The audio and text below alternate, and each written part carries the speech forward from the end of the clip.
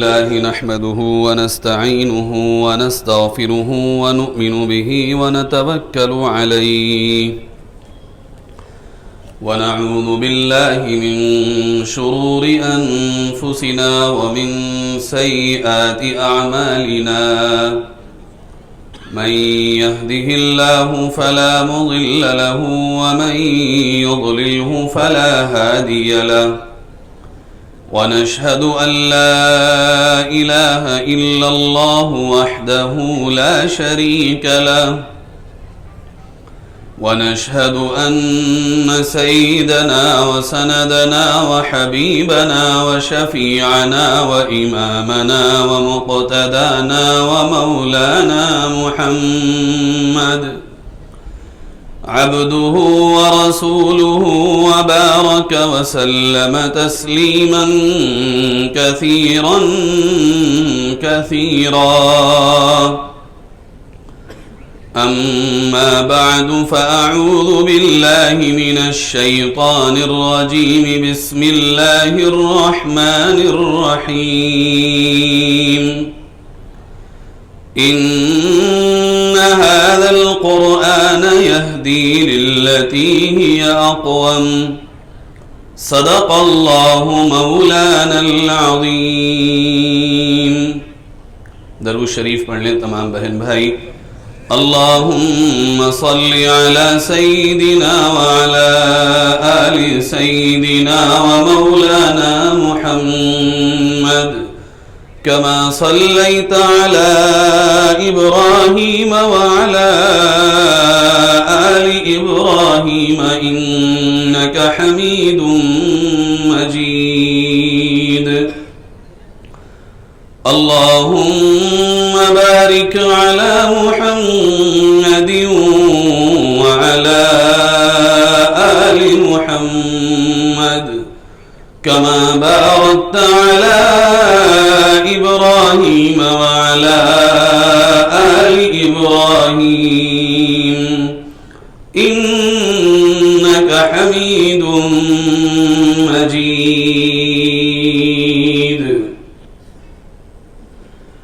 اللہ رب العزت کا بہت فضل احسان اور اس کا بہت شکر ہے کہ اس نے ہم سب کو یہاں دین اور ایمان کی نسبت پر اس سالانہ اجلاس میں جمع ہونے کی توفیق نصیب فرمائی. اللہ رب العزت ہم سب کے اس آنے کو قبول فرمائے اور اس اجلاس کو ہم سب کے لیے خاص طور پر اور عام طور پر ساری دنیا کے انسانوں کے لیے ہدایت کا اور نجات کا ذریعہ بنائے. میرے بھائیوں، اللہ رب العزت نے اس دنیا میں جب ہمیں پیدا کیا ہے تو ایک اعلان بھی فرما دیا کہ وَنَبْلُوكُمْ بِالشَّرِّ وَالْخَيْرِ فِتْنَةً. میں تمہیں دنیا میں پیدا کرنے کے بعد صرف خیر ہی سے نہیں نوازوں گا، آسانیاں ہی نہیں دوں گا، بلکہ میں کبھی تمہیں تکالیف دے کے اور کبھی آرام دے کے دونوں طرح سے آزماؤں گا. تمہارے لیے میری طرف سے آیا ہوا سکون بھی آزمائش ہوگا اور تمہارے لیے میری طرف سے آئی ہوئی تکلیف، پریشانیاں، مسائل، مصیبتیں بھی آزمائش ہوں گی. آج ہم غور کرتے ہیں پوری دنیا میں امت مسلمہ آزمائش میں مبتلا ہے، حالات سے دوچار ہے. کوئی ایک بھی ایسا بندہ ہمیں نہیں ملے گا جو یوں نہ کہے کہ میں کسی نہ کسی امتحان میں مبتلا نہیں. ہر ایک ہم میں سے، خواہ وہ جوان ہوں، خواہ وہ بزرگ ہوں، خواہ وہ ہماری خواتین بہنیں مائیں ہوں، خواہ ہم میں سے کوئی امیر ہو، غریب ہو، شہر کا ہو، دیہات کا ہو، کمزور ہو، طاقتور ہو، کالا ہو، گورا ہو، جس حال میں جو بھی ہے، ہر ایک یہ کہنے پہ مجبور ہے ان حالات میں کہ ہم کسی نہ کسی طرح کسی آزمائش میں مبتلا ہیں.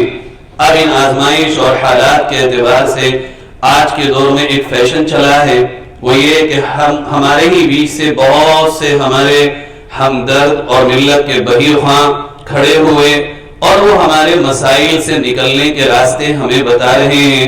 کوئی یہ کہتا ہے کہ امت مسلمہ ان حالات سے اس وقت نکلے گی کہ جب ان کے پاس اچھا مال ہو، تجارت میں ان کی شرح اچھی ہو، اکنامیکل سسٹم ان کا مضبوط ہو اور معیشت کے اعتبار سے یہ طاقتور ہو اور کاروبار میں ان کی حصہ داری بھرپور ہو اور ہر ایک کے پاس کما حقہ مال و دولت اور کاروبار اور تجارت اور دکان اور جائیداد اچھی وافر مقدار میں ہو، ایک ہمدرد ہمارا طبقہ ہم سے یہ کہتا ہے، اور دوسرا امت کا ہم ہمدرد ہی مانتے ہیں، وہ یہ کہتے ہیں کہ جب تک امت مسلمہ کا انتظامی سطح پر جو حکومت کے وہ شعبے جو انتظام چلاتے ہیں، اور کسی بھی ملک کو چلانے کے لیے ان شعبوں کے بغیر ملک چلانا ناممکن ہے، جس کو ہم کہتے ہیں سسٹمیٹک چیزیں جو بھی ہیں، اس میں جب تک مسلمانوں کی شرح نہ ہو اور مسلمان کما حقہ وافر مقدار میں اس میں چلے نہ جائیں، وہ اس وقت تک امت مسلمہ اپنے مسائل سے نہیں نکل سکتی۔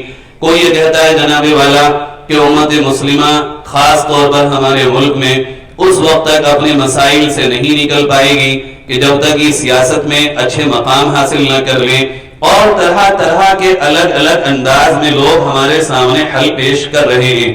ساری دنیا کے بتائے ہوئے حل ہم سر آنکھوں پہ رکھتے ہیں اور ان کے ہم شکر گزار بنتے ہیں کہ بھئی آپ نے ہمارے لیے سوچا اور وقت نکالا، لیکن سچی بات یہ ہے ایک حل دنیا کے لوگ بتا رہے ہیں، ایک ہمارے مسائل سے نکلنے کے راستے ہمیں میں سے کھڑے ہو کے چند ملت کے وحی خواہ اور ہمدرد بتا رہے ہیں، اور ایک مسائل سے نکلنے کا حل ہمیں پیدا کرنے والا ہمارا خالق، ہمارا مالک، ہمارا رب، ہماری ماں سے بھی 70 درجے زیادہ ہم سے پیار کرنے والا، ماں کے پیٹ میں پرورش دینے والا، کمزور سے جسم سے دنیا میں لانے والا، اور پھر ہمیں طاقت دینے والا، اور پھر ہمیں میں سے کسی کو خوبصورت اور کسی کو الگ الگ انداز میں الگ الگ شکلوں میں پیدا کرنے والا اللہ رب العالمین بتا رہا ہے۔ ساری کائنات میں بتائے ہوئے حل ہم سر آنکھوں پہ رکھتے ہیں، لیکن ہم یہ بات کہتے ہیں وہ حل کمپلیٹلی نہیں ہو سکتے، وہ حل آخری حل نہیں ہو سکتے، وہ تمام مسائل سے نکلنے کے راستے آخری راستے نہیں ہو سکتے، بلکہ وہ جزوی اور وقتی اور ٹمپریری حل ہیں۔ صحیح حل وہ ہے جو ہمارے اللہ نے ہمیں بتایا، جو ہمارے مالک نے ہمیں سمجھایا، جو ہمارے پروردگار نے ہماری رہنمائی کی، اور وہ ہم سے یوں کہتا ہے ان ھذا القرآن یہدی للتی ہی اقوم۔ اے میرے بندو، اے تمام انسانوں، اے تمام میرے بندو، اے تمام وہ لوگوں جو انسان کی شکل میں مرد و عورت کے اعتبار سے دنیا میں وجود میں آئے ہو، تمہارے مسائل سے نکلنے کی سب سے بہترین رہنمائی اگر کوئی کر سکتا ہے تو یہ قرآن کریم ہے، اس کے سوا تمہیں اس سے بہتر راستہ کوئی نہیں بتا سکتا۔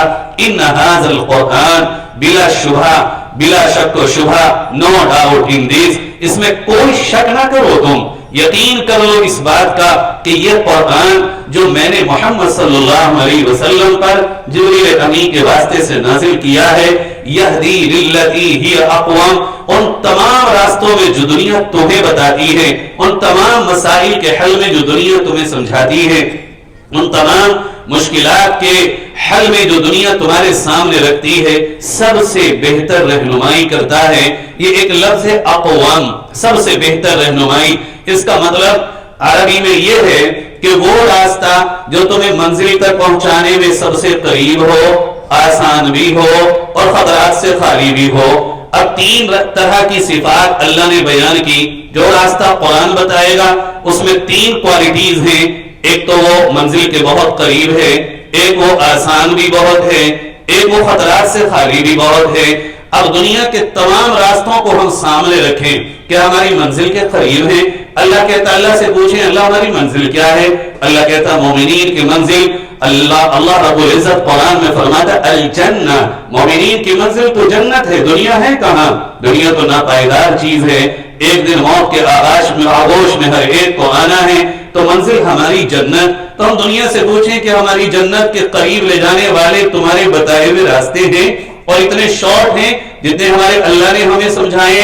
کوئی دنیا کا ایسا لیڈر، ایسا رہنما، ایسا رہبر، ایسا ہادی، ایسا مقتدی ہمیں کہیں نصیب نہ ہوگا جیسا ہمارے لیے ہمارے پروردگار نے ہمارے آقا صلی اللہ علیہ وسلم کے واسطے سے قرآن کو بنایا ہے۔ قرآن وہ ایک راستہ ہے، وہ رہنما ہے، وہ رہبر ہے، وہ کتاب ہدایت ہے، وہ کتاب نور ہے، وہ گائیڈ بک ہے، وہ ہماری لائف میں تمام رولز عطا کرنے والی ایک گائیڈ بک ہے جو یہ کہتی ہے کہ تمہاری منزل کا سب سے قریب راستہ میرے اندر سے ہو کے جاتا ہے، اگر مجھے پکڑو گے منزل تمہارے بہت قریب ہو جائے گی۔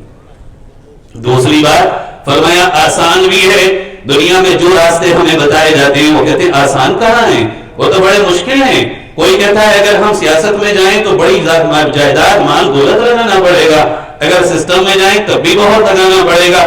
بے شک جانا چاہیے، میں یہ نہیں کہہ رہا ہوں نہیں جانا چاہیے، لیکن سب سے اول رہنمائی ہمیں اپنے اللہ کی بتائی ہوئی حاصل کرنے کے بعد، اور اس رہنمائی کے ساتھ اگر سسٹم ملے، اگر قرآن کے ساتھ ہمیں سیاست ملے، قرآن کے ساتھ ہمیں انتظام ملے، قرآن کے ساتھ ہمیں دولت ملے، قرآن کے ساتھ ہمیں جائیداد ملے، قرآن کے ساتھ ہمیں کاروبار ملے، قرآن کے ساتھ ہمیں عزت ملے، قرآن کے ساتھ ہمیں عہدے ملے، قرآن کے ساتھ ہمیں حکومت کے قلمدان ملے سر آنکھوں پر، لیکن قرآن کو چھوڑ کے ساری دنیا کے کوئی ہمیں دولت کے ڈھیر بھی دے تو ہمارے جوتے کو تلووں کے نیچے روندنے کے معنی دے۔ اللہ فرماتا ہے اقوام آسان بھی ہے، اس سے زیادہ آسان راستہ کوئی ہے ہی نہیں جو قرآن میں ہے۔ اللہ نے فرمایا کہ کوئی تنگی میرے دین میں نہیں، کوئی تنگی میرے بتائے راستے پہ ہے ہی نہیں، اور پھر خطرات سے بالکل خالی۔ کیوں خطرات سے خالی؟ وہ راستے مانے جاتے ہیں جہاں پہ سیکورٹی کا سسٹم مضبوط ہو، جہاں کیمرے لگے ہوں۔ اللہ فرماتا ہے جو راستہ میں تمہیں اپنے قرآن سے بتا رہا ہوں اس تمام راستے کی نگہبانی میں خود کر رہا ہوں، اور مجھ سے اچھی نگرانی کرنے والا کوئی نہیں۔ ان اللہ کان علیکم رقیبا، اللہ نگہبانی کر رہا ہے، اللہ تم پہ نگہبان ہے، اللہ ہی تمہارا نگہبان ہے، اور ہر حال میں فنعم المولا ونعم النصیر، اس سے بہتر تمہارا مولا کوئی نہیں، اس سے بہتر تمہارا کارساز کوئی نہیں، اس سے بہتر تمہارا ٹھکانہ کوئی نہیں، اس سے بہتر تمہاری مدد کرنے والا کوئی نہیں، چونکہ ان اللہ علی کل شیء قدیر، وہی وہ ہے جو ہر چیز پر طاقت رکھتا ہے، اور اس جیسی طاقت ساری کائنات میں اس کے سوا کوئی نہیں رکھتا۔ یہ اللہ رب العزت نے ہماری رہنمائی فرمائی، اور پھر آگے کہا لقد انزلنا الیکم کتابا فیہ ذکرکم افلا تعقلون، تمہیں جو دنیا کے لوگ راستے بتا رہے ان تمام رستوں پہ تم سب کا حل نہیں ہے۔ بہت سے ایک شہر سے 10-20 لوگوں کا حل، ایک خاندان سے 2-4 لوگوں کا حل، ایک گاؤں سے 10-20 گھروں کا حل، ہر ایک کا حل ہو، ہر ایک مصیبت سے نکل جائے، ہر ایک پریشانی سے نکل جائے، ہر ایک بیمار کو اپنی بیماری کی دوا مل جائے، ہر ایک زخم والے کے زخم پہ مرہم لگ جائے، ایسا نہیں ہے دنیا والوں کے بتائے رستے پر۔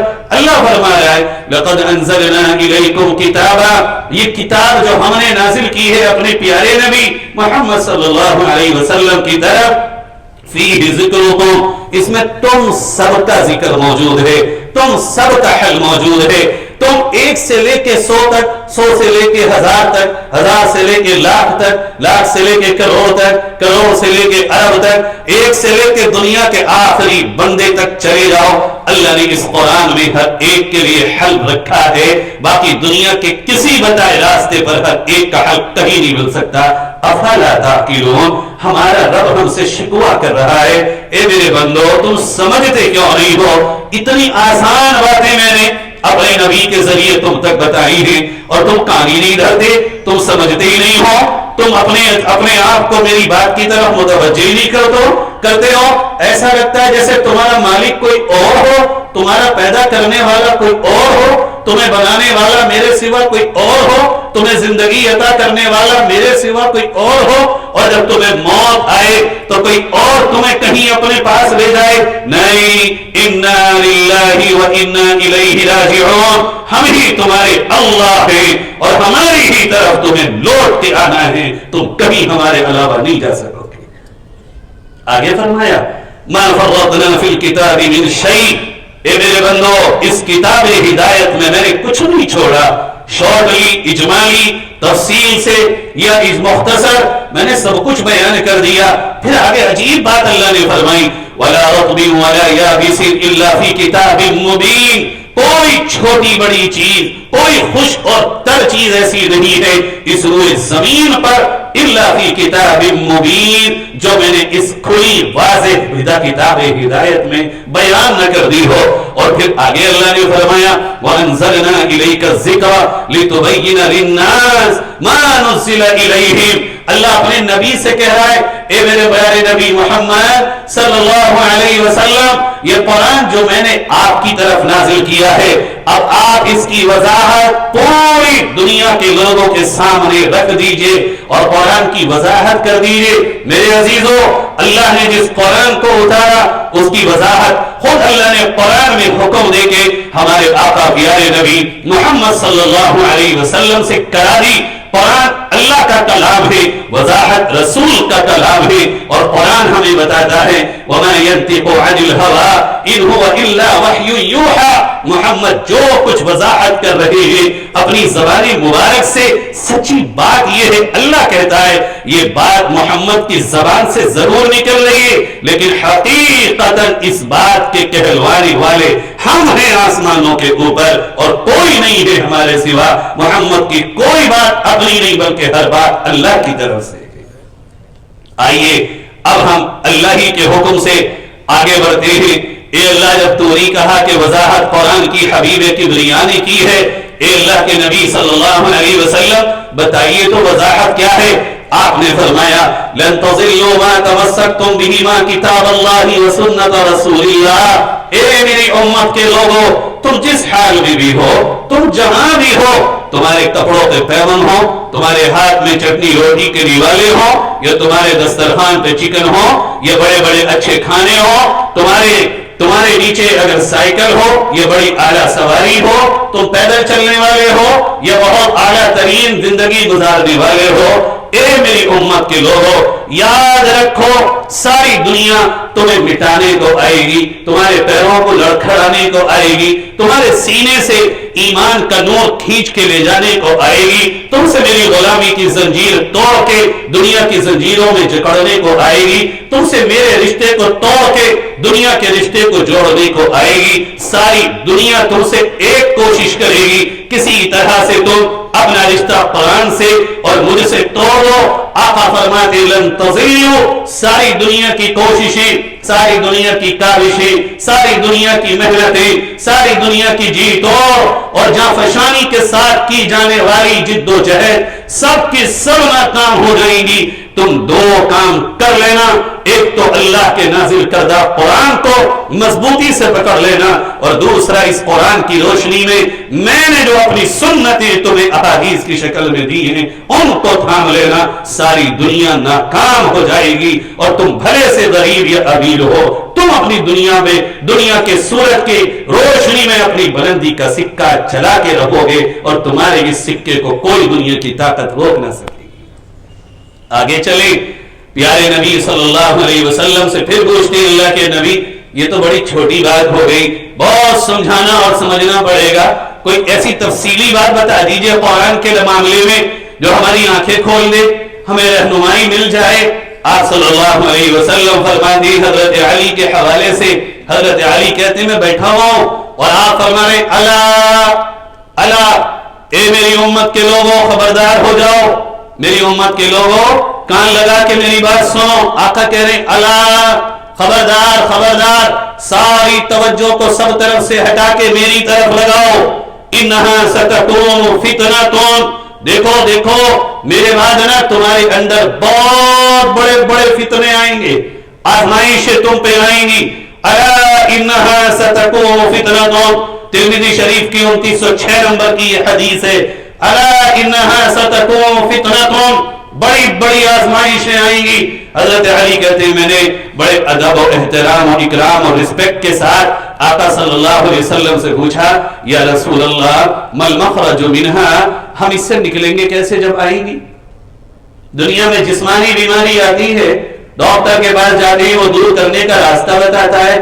اللہ کے نبی آپ تو دنیا کے سب سے بڑے عظیم ڈاکٹر ہیں، آپ بتائیے نا جب یہ پریشانیاں آئیں گی اور آزمائشیں آئیں گی اور حالات آئیں گے اور فتنے آئیں گے اور دنیا میں چاروں طرف سے ہمارے ایمان پہ حملے ہوں گے تو ہم کیا کریں؟ کیسے ان سے نکلیں گے؟ کیسے اپنے آپ کو بچا کے لے کے جائیں گے؟ کیسے اپنے ایمان کو بچائیں گے؟ میرے آقا، ہم سب کے آقا، ساری کائنات کے آقا رحمت للعالمین صلی اللہ علیہ وسلم فرماتے کتاب اللہ، ایک ہی راستہ ہے اللہ کی کتاب کو مضبوطی کے ساتھ پکڑے رہنا۔ اللہ کے نبی کیسے پکڑیں؟ اس قرآن کو جو لکھا ہوا یوں پکڑ کے رکھ لیں، اللہ کے نبی کیسے پکڑیں؟ جزدان میں باندھ کے گھر کے تاپ میں رکھ دیں، اللہ کے نبی کیسے پکڑیں؟ کیا ہم اس کو سینے سے اور آنکھوں سے لگا لیں؟ اللہ کے نبی کیسے پکڑیں؟ کیا اس کو صبح شام اپنے ہونٹوں سے بوسہ دے کے؟ اللہ کے نبی کیسے پکڑیں؟ کیا اپنے گھر میں کسی کے مرنے پہ خالی آپ پیٹیوں میں پالے رکھ کے مسجد میں رکھوا دیں؟ اللہ کے نبی کیسے پکڑیں؟ میرے آقا صلی اللہ علیہ وسلم فرماتے فیہ نبأ ما قبلکم، دیکھو آنکھیں کھول کے دیکھنا، قرآن میں اللہ نے ہم سے پہلے جو نبی گزرے، ہم سے پہلے جو امتیں گزری، ہم سے پہلے آدم سے لے کے اب تک جو لوگ بھی گزرے ہیں، اللہ نے ان کے واقعات، ان کے احوال، ان میں سے برباد ہونے والوں کے احوال، ان میں سے ناکام ہونے والوں کی باتیں اور کامیاب ہونے والوں کے تذکرے بیان کیے ہیں، اور پھر یوں کہا لقد كان في قصصهم عبرة لأولي الألباب، اے میرے بندو تم میں سے جو تھوڑی سی بھی عقل رکھتے ہیں غور کر لو، جو تم سے پہلی امتیں اس دنیا میں گزری ہیں اگر وہ برباد ہوئی، ہلاک ہوئی، وہ زمین پر مٹی تو کیوں مٹی؟ ان کے کرتوت کیا تھے؟ تم انہیں غور کرو، اگر تمہارے اندر بھی ان میں سے کوئی بات ہے تو چھوڑ لو اور نہیں چھوڑو گے۔ وَلَن تَجِدَ لِسُنَّتِ اللَّهِ تَبْدِيلًا، اللہ کی عادت بدلتی نہیں ہے، جن کرتوتوں کی بنیاد پہ وہ مٹائے گئے تم بھی ناکام کر دیے جاؤ گے۔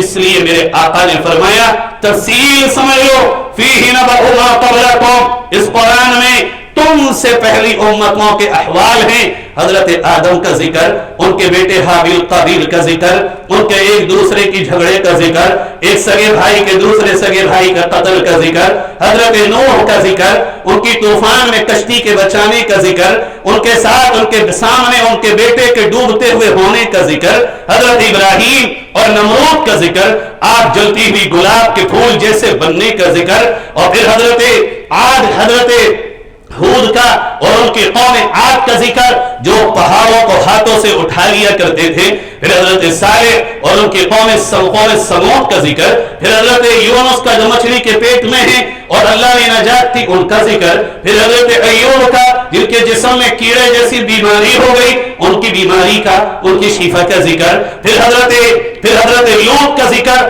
کہ جن کی قوم نے انسان کے خلاف، انسانیت کے خلاف حرکتیں کی، اللہ نے حضرت لوط کو بچایا، ان کی بیوی کو نیست و نابود کیا، ان کا ذکر، پھر اللہ تعالیٰ نے حضرت سلیمان کا، حضرت داؤد کا ذکر کہ پوری دنیا کی حکومت ملنے کے بعد بھی میرے سلیمان نے میری مانی، یہ ذکر بھی سن لو قرآن سے، پھر حضرت اسماعیل کا، حضرت اسحاق کا ذکر کہ بڑھاپے میں اللہ دینا چاہے اولاد بھی دے دے، قربانی کا ماں باپ کو حکم ہو تو اولاد کو سامنے بھی لے جائے، پھر حضرت یعقوب کا اور حضرت یوسف کا ذکر، پھر حضرت یوسف کا اور ان کے بھائیوں کا ذکر، پھر ان کے بھائیوں کا اور اس کنویں کا ذکر، پھر کنویں سے نکل کے بازار میں بکنے کا ذکر، پھر بازار سے لے جا کے بادشاہ کے گھر میں لے جانے کا ذکر، پھر بادشاہ کے گھر میں ایک عورت کی نیت خراب ہونے کا ذکر، پھر حضرت یوسف کا اللہ کو پکار کے اپنی حفاظت کا اعلان قرآن میں موجود ہے،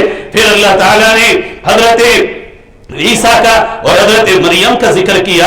یہ ہیں تمام وہ ذکر اللہ نے جب قرآن میں فرمائے کہ یہ تو میرے ان نبیوں کے ذکر ہیں جو خود بھی کامیاب ہوئے اور جو ان کے ساتھ گئے وہ بھی کامیاب ہوئے۔ پھر اللہ نے حامان کا ذکر کیا، پھر قارون کا ذکر کیا، پھر شداد کا ذکر کیا، پھر فرعون کا ذکر کیا، پھر نمرود کا ذکر کیا، پھر متکبرین کا ذکر کیا، پھر غرور کرنے والے اور تکبر کرنے والے اور حد سے تجاوز کرنے والوں کا اللہ نے قرآن میں ذکر کیا، اور پھر ان کا انجام بتایا اور کہا لقد كان في قصصهم عبرة لأولي الألباب، اے میرے بندو ان تمام واقعات میں تمہارے لیے کھلی آنکھوں سبق ہے، تم غور کرو کہاں کھڑے ہو، جو بات ان پچھلی امتوں میں بربادی کا سبب بنی چھوڑ دو، اور جو بات پچھلی امتوں میں نبیوں کے ساتھ ان کے چلنے والوں کی نجات کا، کامیابی کا، مسائل سے حل کا، پریشانیوں سے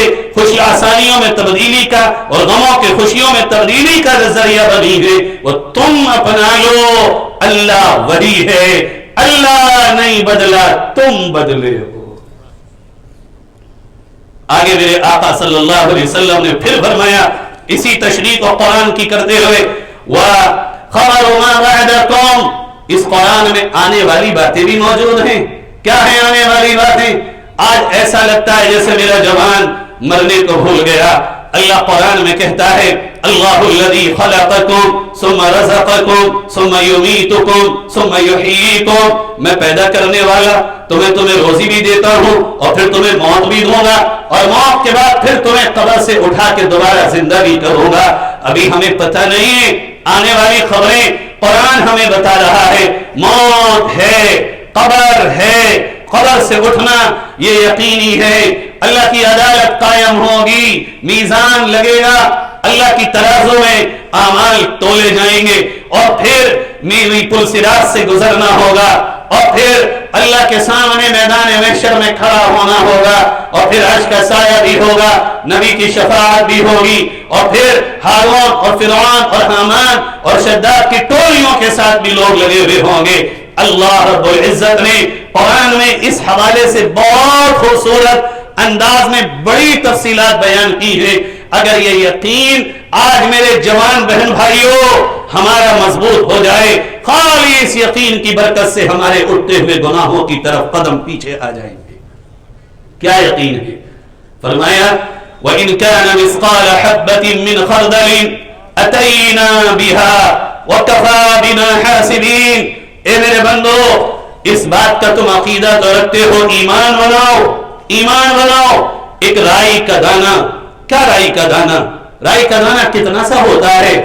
کَافَتَكُنْ فِي سَخَاتٍ أَوْ فِي السَّمَاوَاتِ أَوْ فِي الْأَرْضِ يَأْتِي بِهَا اللَّهُ يَأْتِي بِهَا اللَّهُ.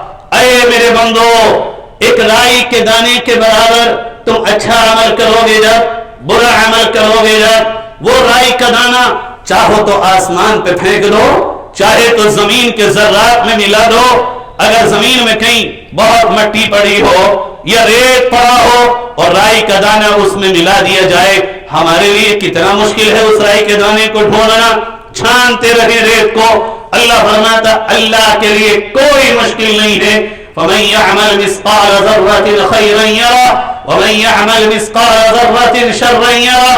اے میرے بندو، ایک رائی کے دانے کے برابر بھی عمل کرو گے، اچھا ہو برا ہو، تم بھولو یا یاد رکھو، کل اللہ اپنی عدالت میں جب تمہیں کھڑا کرے گا تمہارے ایک ایک عمل کو تمہاری آنکھوں کے سامنے لا کے ڈال. پھر اور آگے فرمایا جب یہ نامہ اعمال رکھا جائے گا ووضع الكتاب فترى المجرمين مشفقين مما فيه ويقولون يا ويلتنا ما لهذا الكتاب لا يغادر صغيرة ولا كبيرة إلا أحصاها. جب نامہ اعمال بندوں کے سامنے آئے گا، جب وہ اپنے نامہ اعمال کو دیکھیں گے اور گنہگار اور مجرم اور ملزم جب اپنے نامہ اعمال کو دیکھیں گے کانپ اٹھیں گے، تھر تھرا اٹھیں گے اور کیا کہیں گے؟ یا ویلتنا، ہائے یہ کیا ہوا، مالی ھذا الکتاب، ہمارے اس نامہ اعمال کو لا یغادر صغیرۃ ولا کبیرۃ الا احصاها. ہم نے تو دنیا میں بہت سے اعمال کر کے بھلا دیے تھے، لوگوں کو پتہ بھی نہیں چلا، اس میں تو سب کچھ لکھا ہوا ہے. میرے بھائیو، اگر یہ یقین ہمارے دلوں میں پیوست ہو جائے، جو قدم اٹھ رہا ہے وہ اللہ کو معلوم ہے. قیامت میں ہم سے سوال ہوگا، جو ہاتھ، جو کان، جو ناک، جو زبان، جو جسم کا پارٹ ہمارا دنیا کے کسی بھی کام میں استعمال ہو رہا ہے، وہ کل قیامت میں ہمارے سامنے آئے گا. اللہ فرماتا ہے بہت سے خوش نصیب ایسے ہوں گے کہ جو قیامت میں جب آئیں گے تو نامہ اعمال دانے ہاتھ میں ملے گا. بہت سے خوش نصیب وہ ہوں گے جن کا نامہ اعمال الٹے ہاتھ میں ملے گا. ماں عائشہ نے آقا سے پوچھا اللہ کے نبی یہ بتائیے نامہ اعمال الٹے ہاتھ میں ملنے کا مطلب کیا ہے؟ آپ نے فرمایا الٹے ہاتھ میں جس کا نامہ اعمال ملے گا اس کا مطلب یہ ہے کہ اس کی کمر میں سے سینے میں کو ہاتھ نکال کے اس کے سینے میں سے کمر میں کو ہاتھ نکال کے پھر اس کا نامہ اعمال دیا جائے گا. قرآن اس کا بڑا پیارا نقشہ کھینچتا ہے. قرآن کہتا ہے وَأَمَّا مَنْ أُوتِيَ كِتَابَهُ بِيَمِينِهِ فَيَقُولُ هَاؤُمُ اقْرَءُوا كِتَابِيَهْ. جن لوگوں کے نامہ اعمال ان کے دانے ہاتھ میں ملیں گے، بڑی خوشی وہ سارے محشر میں چکر لگا رہے ہوں گے اے دیکھو نا میرا نام اعمال، میں کامیاب ہو گیا، دیکھو میرے دانے ہاتھ میں ملا، میرے سیدھے ہاتھ میں ملا، میں کامیاب ہوا۔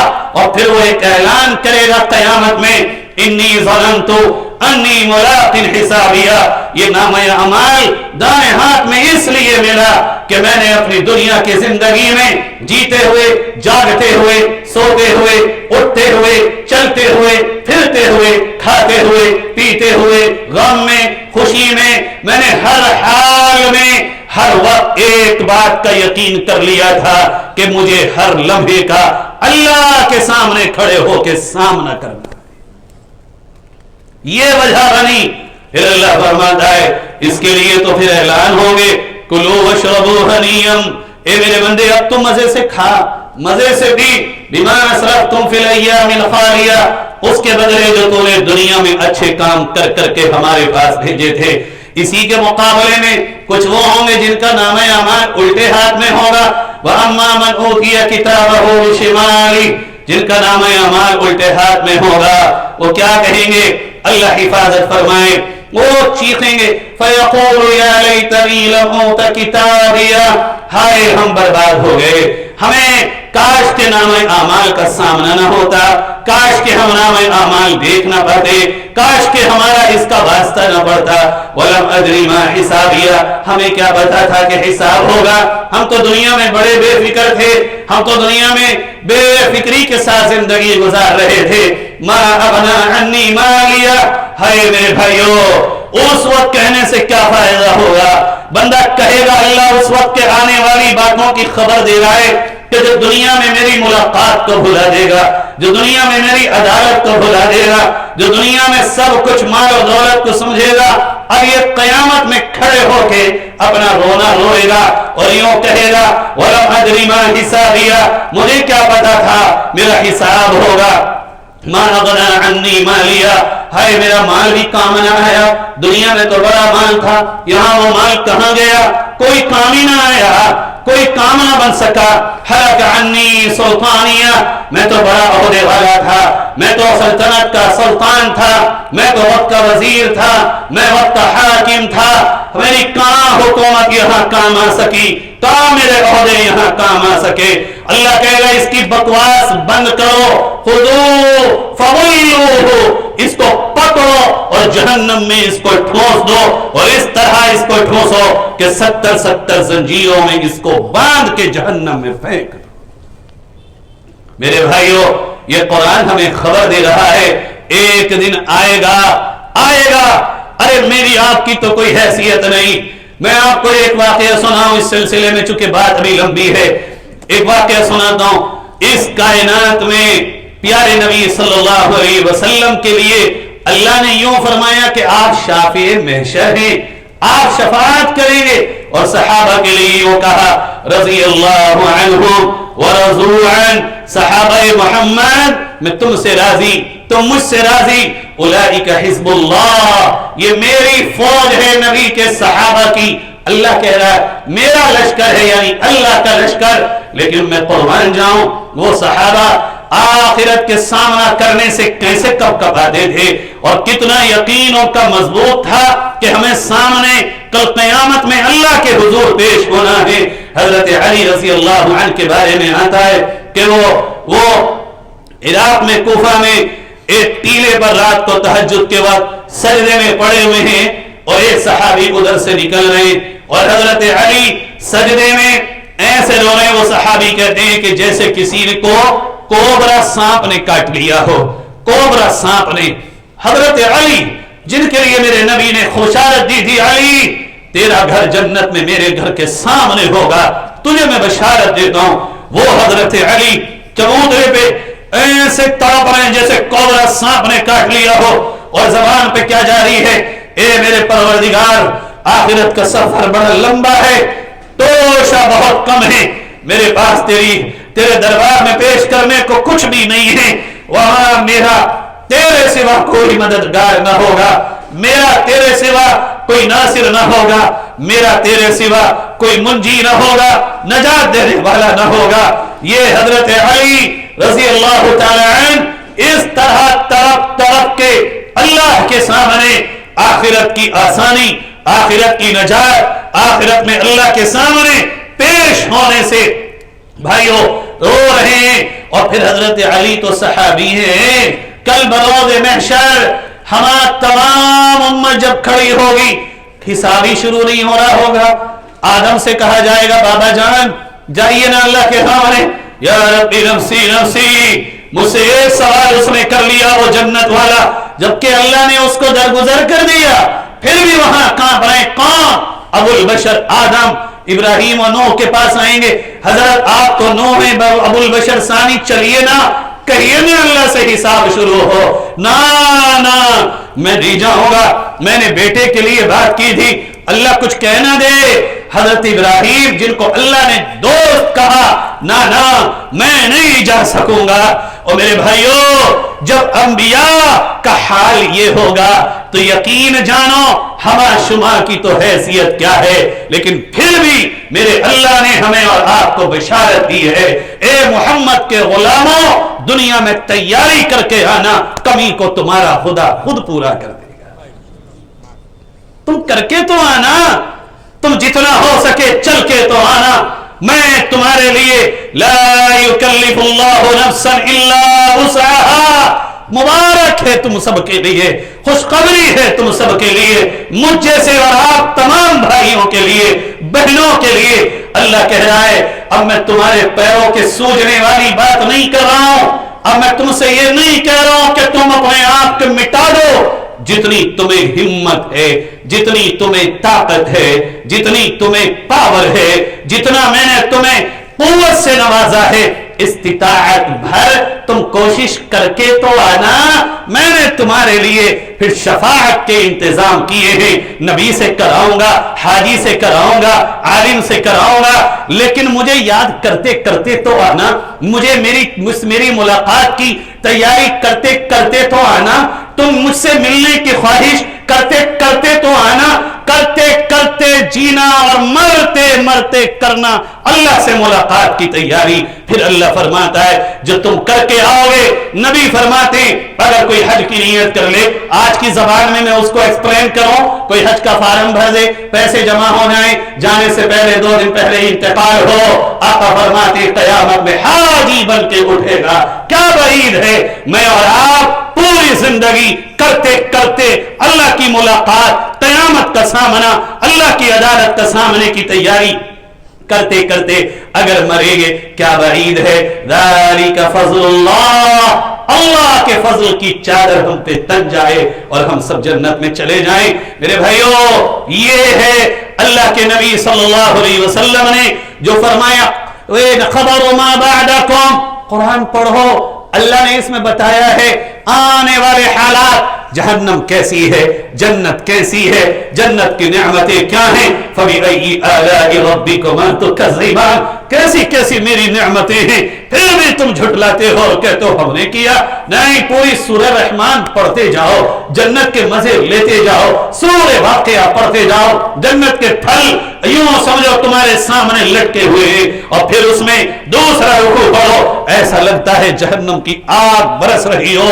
यारियो यही एक चीज है मेरे प्यारो कुरान के जो हमें आखिरत की खबरें बता के हमें दुनिया में अल्लाह के करीब करने का रास्ता बताता है।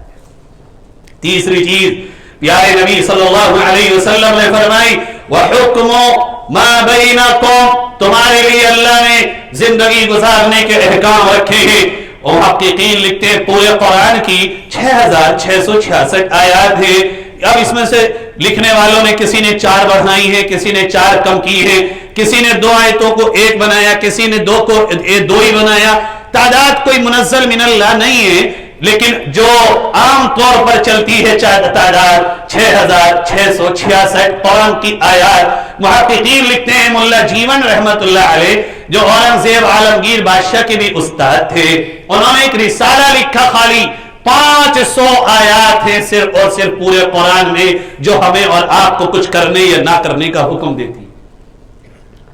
रिसाला खम्समिया, ये एक रिसाला है मुल्ला जीवन रहमतुल्लाह अलैह का, जो 500 कुल आयत हैं 6666 आयत में, जिनमें अल्लाह ने कुछ करने और कुछ ना करने का हुक्म दिया है। इसी से हम समझ लें कि अल्लाह कितना करीम है। کہ جس نے ہمارے لیے مسائل اتنے کم اور واقعات 6161 آیات میں، تاکہ خبروں کے ذریعے دیکھ کر پڑھ کر گزرے ہوئے حالات کو سمجھ کے ہمارے لیے چلنا آسان ہو۔ کل 500 آیات ہے مسائل کی۔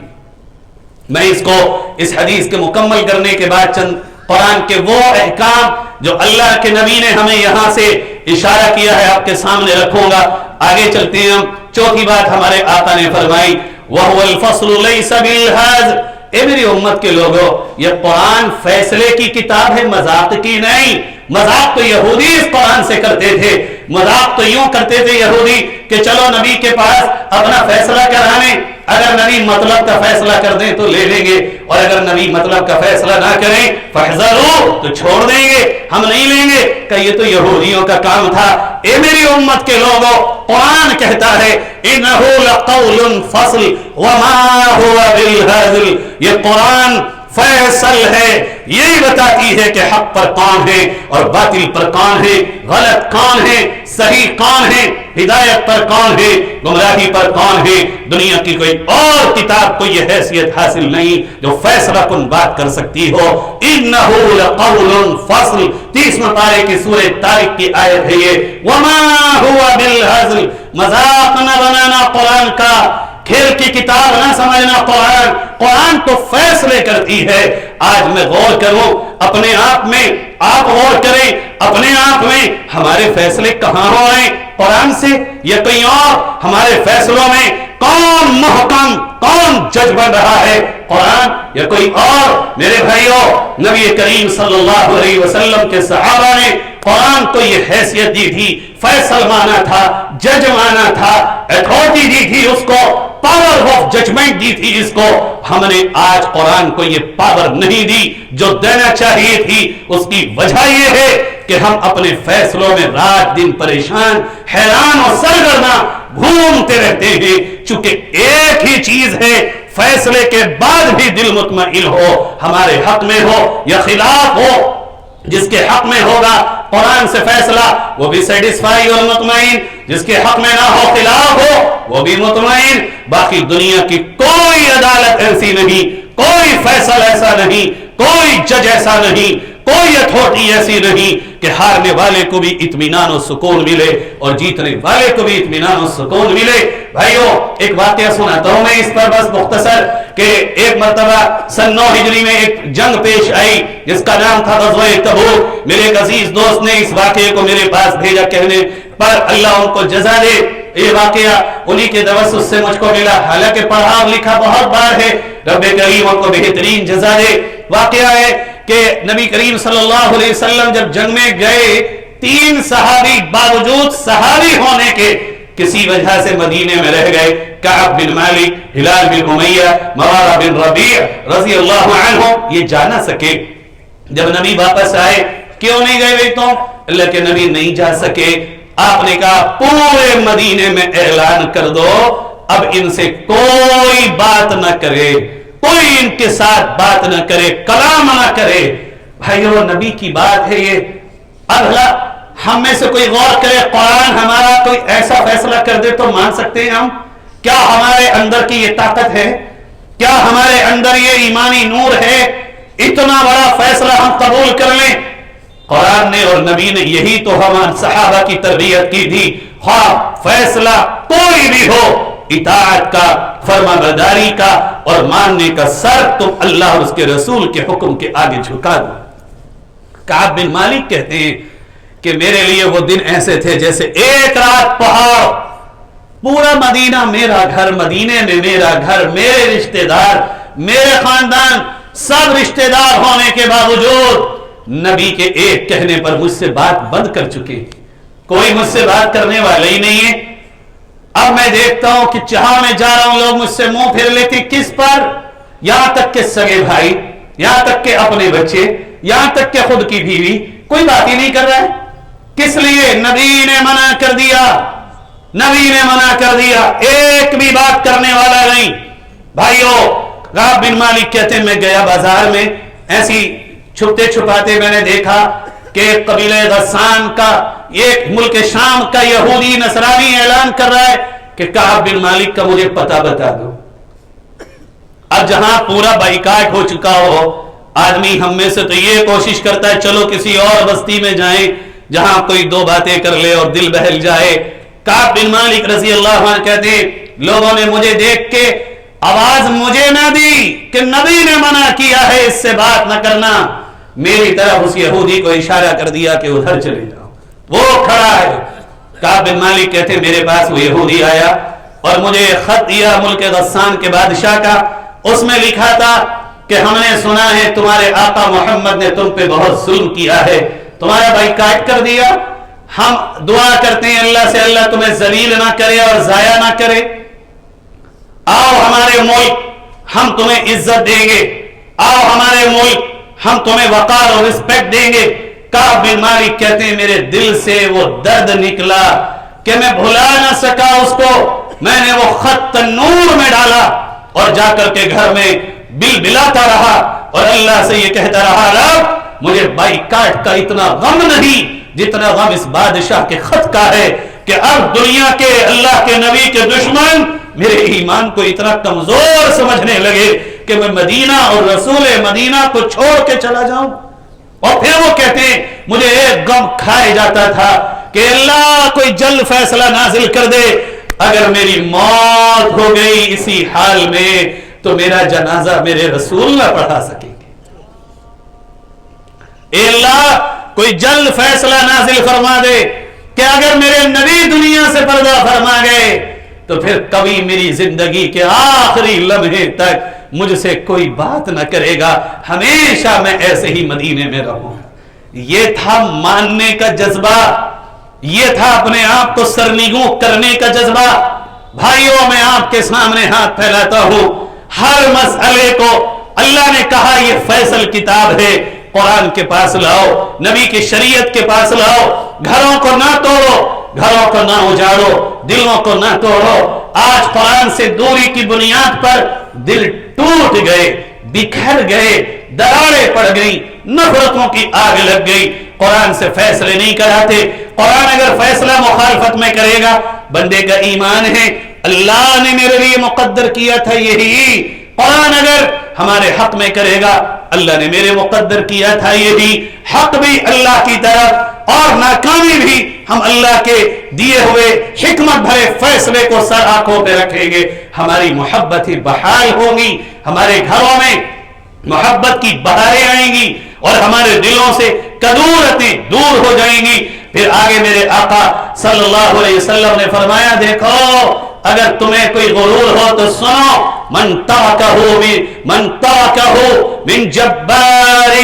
من جبارین اے متکبرین، اے غرور کرنے والوں، بڑائیوں کو دل میں رکھنے والوں اور یہ سمجھنے والوں ناپاک پانی سے تم پیدا ہو کے بھی تمہاری ناک زمین پہ نہیں آتی اور تم سمجھتے ہو تم کچھ ہو، تو سنو میرے نبی صلی اللہ علیہ وسلم فرمانے من ترکہ من جبارین، اگر کوئی تکبر کی وجہ سے قرآن کے فیصلے کو نہ مانے، قرآن سے دوری اختیار کرے، قرآن کو چھوڑے، من ترکہ من جبارین قسمہ اللہ اس کی گردن کو توڑ دے گا، اللہ اس کو ہلاک کر دے گا، اللہ اس کو دنیا میں نیست و نابود کر کے چھوڑے گا. کوئی تکبر کی بنیاد پر قرآن سے دوری اختیار کرے گا. بھائیو آج ہم دیکھیں کیوں ہم قرآن کے پاس نہیں آتے؟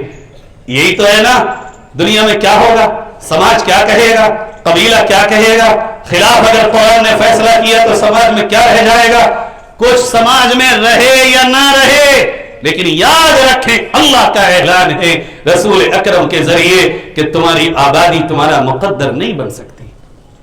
پھر آگے فرمایا وَمَنِ ابْتَغَى الْهُدَى فِي غَيْرِهِ أَضَلَّهُ اللَّهُ، اے میری امت کے لوگوں اگر تم میں سے کوئی ہدایت اور رہنمائی اور اپنے مسائل کا حل قرآن کے علاوہ سے کہیں سے طلب کرے گا أَضَلَّهُ اللَّهُ، اللہ کا اعلان ہے اللہ تمہیں بھٹکا دے گا اور گمراہ کر دے گا.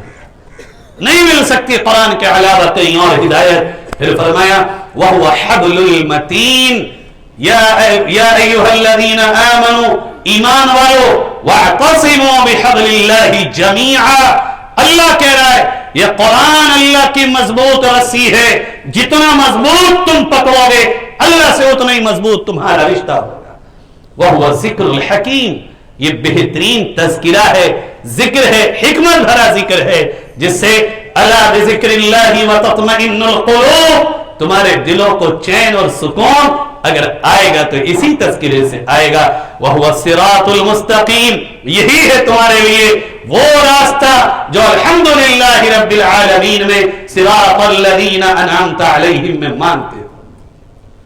آگے پھر اللہ کے پاک نبی صلی اللہ علیہ وسلم نے فرمایا وَهُوَ الَّذِي لَا يُزِيغُ بِهِ الْهَوَىٰ، اے میرے امت کے لوگوں جو قرآن کو اور میری سنت کو پکڑیں گے، اب ان کی دل کی خواہشات، ناجائز تمنائیں، دنیا کی کوششیں اور کو قرآن سے پھر ہٹا نہیں سکیں گی.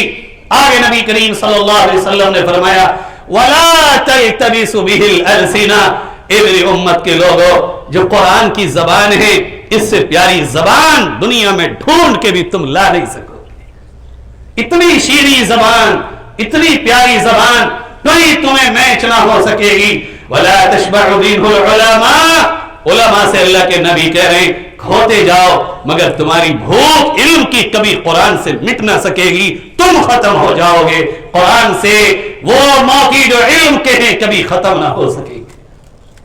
آگے فرمایا وَلَا يَخْلِقُ عَنْ كَثْرَةِ الْوَرْدِ، جتنا پڑھو گے اتنا مزہ آئے گا، جتنی تلاوت کرو گے کبھی پرانا نہیں ہوتا. ہر بار ایک الگ لذت، ہر بار ایک الگ مٹھاس، ہر بار ایک الگ شیرینی، ہر بار ایک الگ چاشنی، ہر بار ایک الگ ہی دل میں اس کے لیے ایک کیفیت بنتی ہے. یہ اکیلی کتاب ہے جس کو پڑھنے میں بھی تمہیں لذتیں آتی ہیں. اور پھر آگے فرمایا یہی وہ کتاب ہے لم تنتہی الجن اذا سمعته حتى قالوا، جنہوں نے بھی جب اس کو سنا تو یوں کہا تھا انا سمعنا قرآنا عجبا، یہ تو واقعتاً بڑی عجیب و غریب کتاب ہے. یہدی الی الرشد، یہی تو ہے جو رشد و ہدایت اور رہنمائی کرتی ہے ہماری اس راستے کی طرف جو سب سے بہتر راستہ ہے. پھر آپ نے فرمایا من قال به صدق، میری امت کے لوگوں جو قرآن سے بات کرے گا وہی سچا ہے، جو قرآن بولے گا وہی سچا ہے. ومن عمل به اجیرا، جو جتنا قرآن پہ عمل کرے گا اتنا ہی اللہ اس کو اجر دے گا. اور ایک آخری بات جو میرے آقا نے اس حدیث میں فرمائی ہے، بھائیو یقین جانیں اس سے بڑا تحفہ آج کی مجلس میں کوئی اور میرے آپ کے لیے نہیں ہو سکتا. فرمایا ومن دعا الیہ، جو قرآن کی طرف بلائے گا، پڑھنے کی طرف، پڑھانے کی طرف، قرآن کی طرف، تجوید سکھانے کی طرف، عربی سکھانے کی طرف، مدرسے میں بیٹھ کے پڑھانے کی طرف، ترجمہ پڑھانے کی طرف، جس حیثیت سے قرآن کی طرف جو بلائے گا ہدی الی صراط مستقیم، اللہ کہتا ہے آنے والے کو ہدایت ملے نہ ملے، بتانے والے کو ہدایت مل گئی. ہدیہ یہ صیغہ مجہول ہے، یہاں طلبہ علماء ہیں جانتے ہیں. ہدی الی صراط مستقیم، جو قرآن کی طرف بلائے گا، خواہ گھر میں پڑھائے، خواہ قرآن کی باتیں بتائے، عمل بھی کرے اور دوسروں تک پہنچائے، خود بھی پڑھے دوسروں کو بھی پڑھائے، خود بھی قرآن سے جڑے دوسروں کو بھی جوڑے، خود بھی قرآن کے قریب آئے دوسروں کو بھی لائے، خود بھی قرآن سے تعلق مضبوط کرے دوسروں کو بھی کرنے کی کوشش کرے. اب آنے والوں کو ہدایت ملے نہ ملے، آقا مکی مدنی مدینے سے اعلان کر رہے ہیں ہدیہ ہدیہ ہدیہ الی صراط مستقیم. ایک کرنے والے تیرے رب نے فیصلہ کر دیا کہ ہدایت تیرا مقدر بن جائے گی. اب بھائیو اس آخری بات پہ آج کم سے کم یہ فیصلہ ہو، ہم میں سے ہر ایک پڑھانے والا بنے گا، بلانے والا بنے گا، پڑھنے والا بنے گا، چاہے وہ انجینئر ہو، ڈاکٹر ہو، آفیسر ہو، تاجر ہو، بزنس مین ہو، دکاندار ہو، کاروباری ہو، کاشتکار ہو، ٹیچر ہو، وہ جہاں بھی ہو وہ اپنے 24 گھنٹے میں سے 2-2.5 گھنٹے خالی کرے اور کنٹینیو مرتے دم تک یہ فیصلہ کر لے کچھ نہ صحیح कम से कम मोहल्ले के बच्चों को इकट्ठा करके अलिफ बेटे का पारा ही पढ़ा के या सरल कुरानी पढ़ाऊंगा, पहला पारा पढ़ाऊंगा, आखिरी सूरतें याद कराऊंगा, और फिर आप अंदाजा लगाइए 2-4 की खराबी से समंदर गंदा नहीं होता। उन लोगों का जिन्होंने अपना ओढ़ना बिछोना ही कुरान की तालीम को बना लिया हो। अब जाहिर इनका कुछ भी हो, मेरे आका कह रहे इनको हिदायत तो मिल चुकी है। आइए अब उस बात की तरफ कि जो शुरू में तीसरे नंबर पे मैं छोड़ के गया था, वह हुक्म मा बैनकुम, तुम्हारे लिए इसमें कुछ करने के अहकाम। मैं 3 अहकाम अल्लाह के बहुत मुख्तसर तफसील के साथ और बाकी सरसरी निगाह से आपके सामने रखता हूं और बात खत्म करता हूं। क्या है वो अहकाम? अल्लाह ने कुरान में सबसे ज्यादा जो हुक्म हमारे लिए बयान किया, मैं पहले उसको आपके सामने अपने लिए और आपके लिए रखता हूं। अल्लाह सूरतुल अनआम पारा नंबर 8 रुको नंबर 6 आयत नंबर 151 में बयान फरमाता है। अल्लाह कहता है, कुल, ए मेरे कारी कमली वाले मोहम्मद, आप कहिए अपनी उम्मत से, तालो, आओ मेरी तरफ आओ जरा मेरी बात सुनो। क्या? अत्लु मा हर्रम रब्बुकुम अलैकुम अल्ला तुशरिकू बिही शैआ, मैं तुम्हें वो बातें बता दूं जो अल्लाह ने तुम्हारे लिए हराम कर रखी है। और में से पहली बात यह है कि अल्लाह के साथ शिरक ना करना।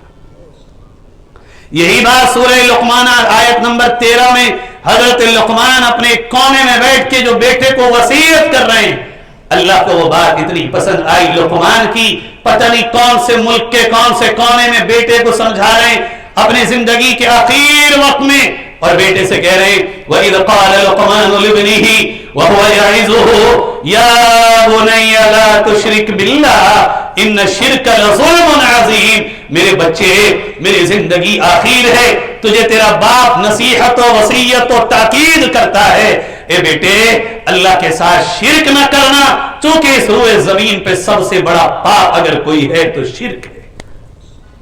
फिर प्यारे रजब का महीना, इस हवाले से भी एक आयत रख दो। रजब का महीना मेराज का महीना, उलमा कहते हैं 27 रजब मेराज की तारीख है।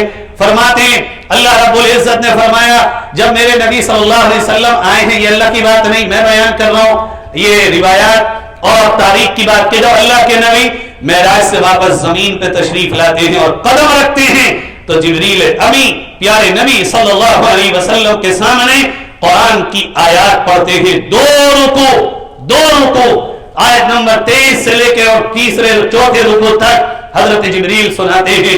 उसमें 14-15 अहकाम हैं। उनमें से पहला हुक्म मेराज की वारसी पर जो जिब्रील ने कुरान नबी को सुनाया है वो था, वक़ज़ा रब्बुका अल्ला तअबुदू इल्ला इय्याह, ए अल्लाह के बंदो, अल्लाह के सिवा किसी के आगे झुकना नहीं, इबादत उसके सिवा किसी की करनी नहीं।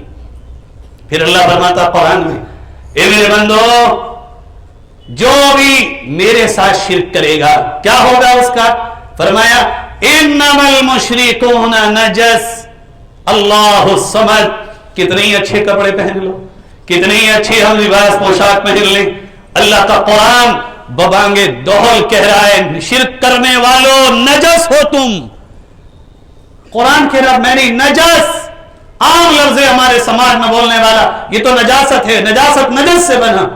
अल्लाह कह रहा है इन्नमल मुशरिकूना नजस, जिनके दिलों में शिर्क की गंदगी है वो जाहिर में कितने ही पाक और साफ क्यों ना बने, खुदा का कुरान ऐलान कर रहा है इन्नमल मुशरिकूना नजस, नापाक हैं ऐसे तमाम लोग अल्लाह के यहां कि जिनके दिलों में शिर्क की गंदगी भरी हो।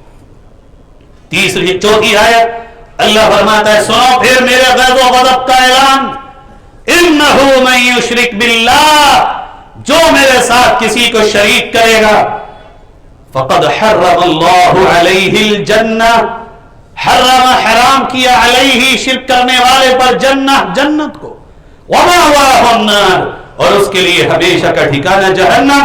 5वीं आयत सुने, फरमाया इन्नल्लाह ला यग़फिरु अन युशरक बिही व यग़फिरु मा दून ज़ालिका लिमन यशा, ए लोगों, اللہ تمہارے ہر گناہ کو چاہے گا تو معاف کر دے گا، لیکن شرک لے کے آؤ گے تو اللہ معاف نہیں کرے گا۔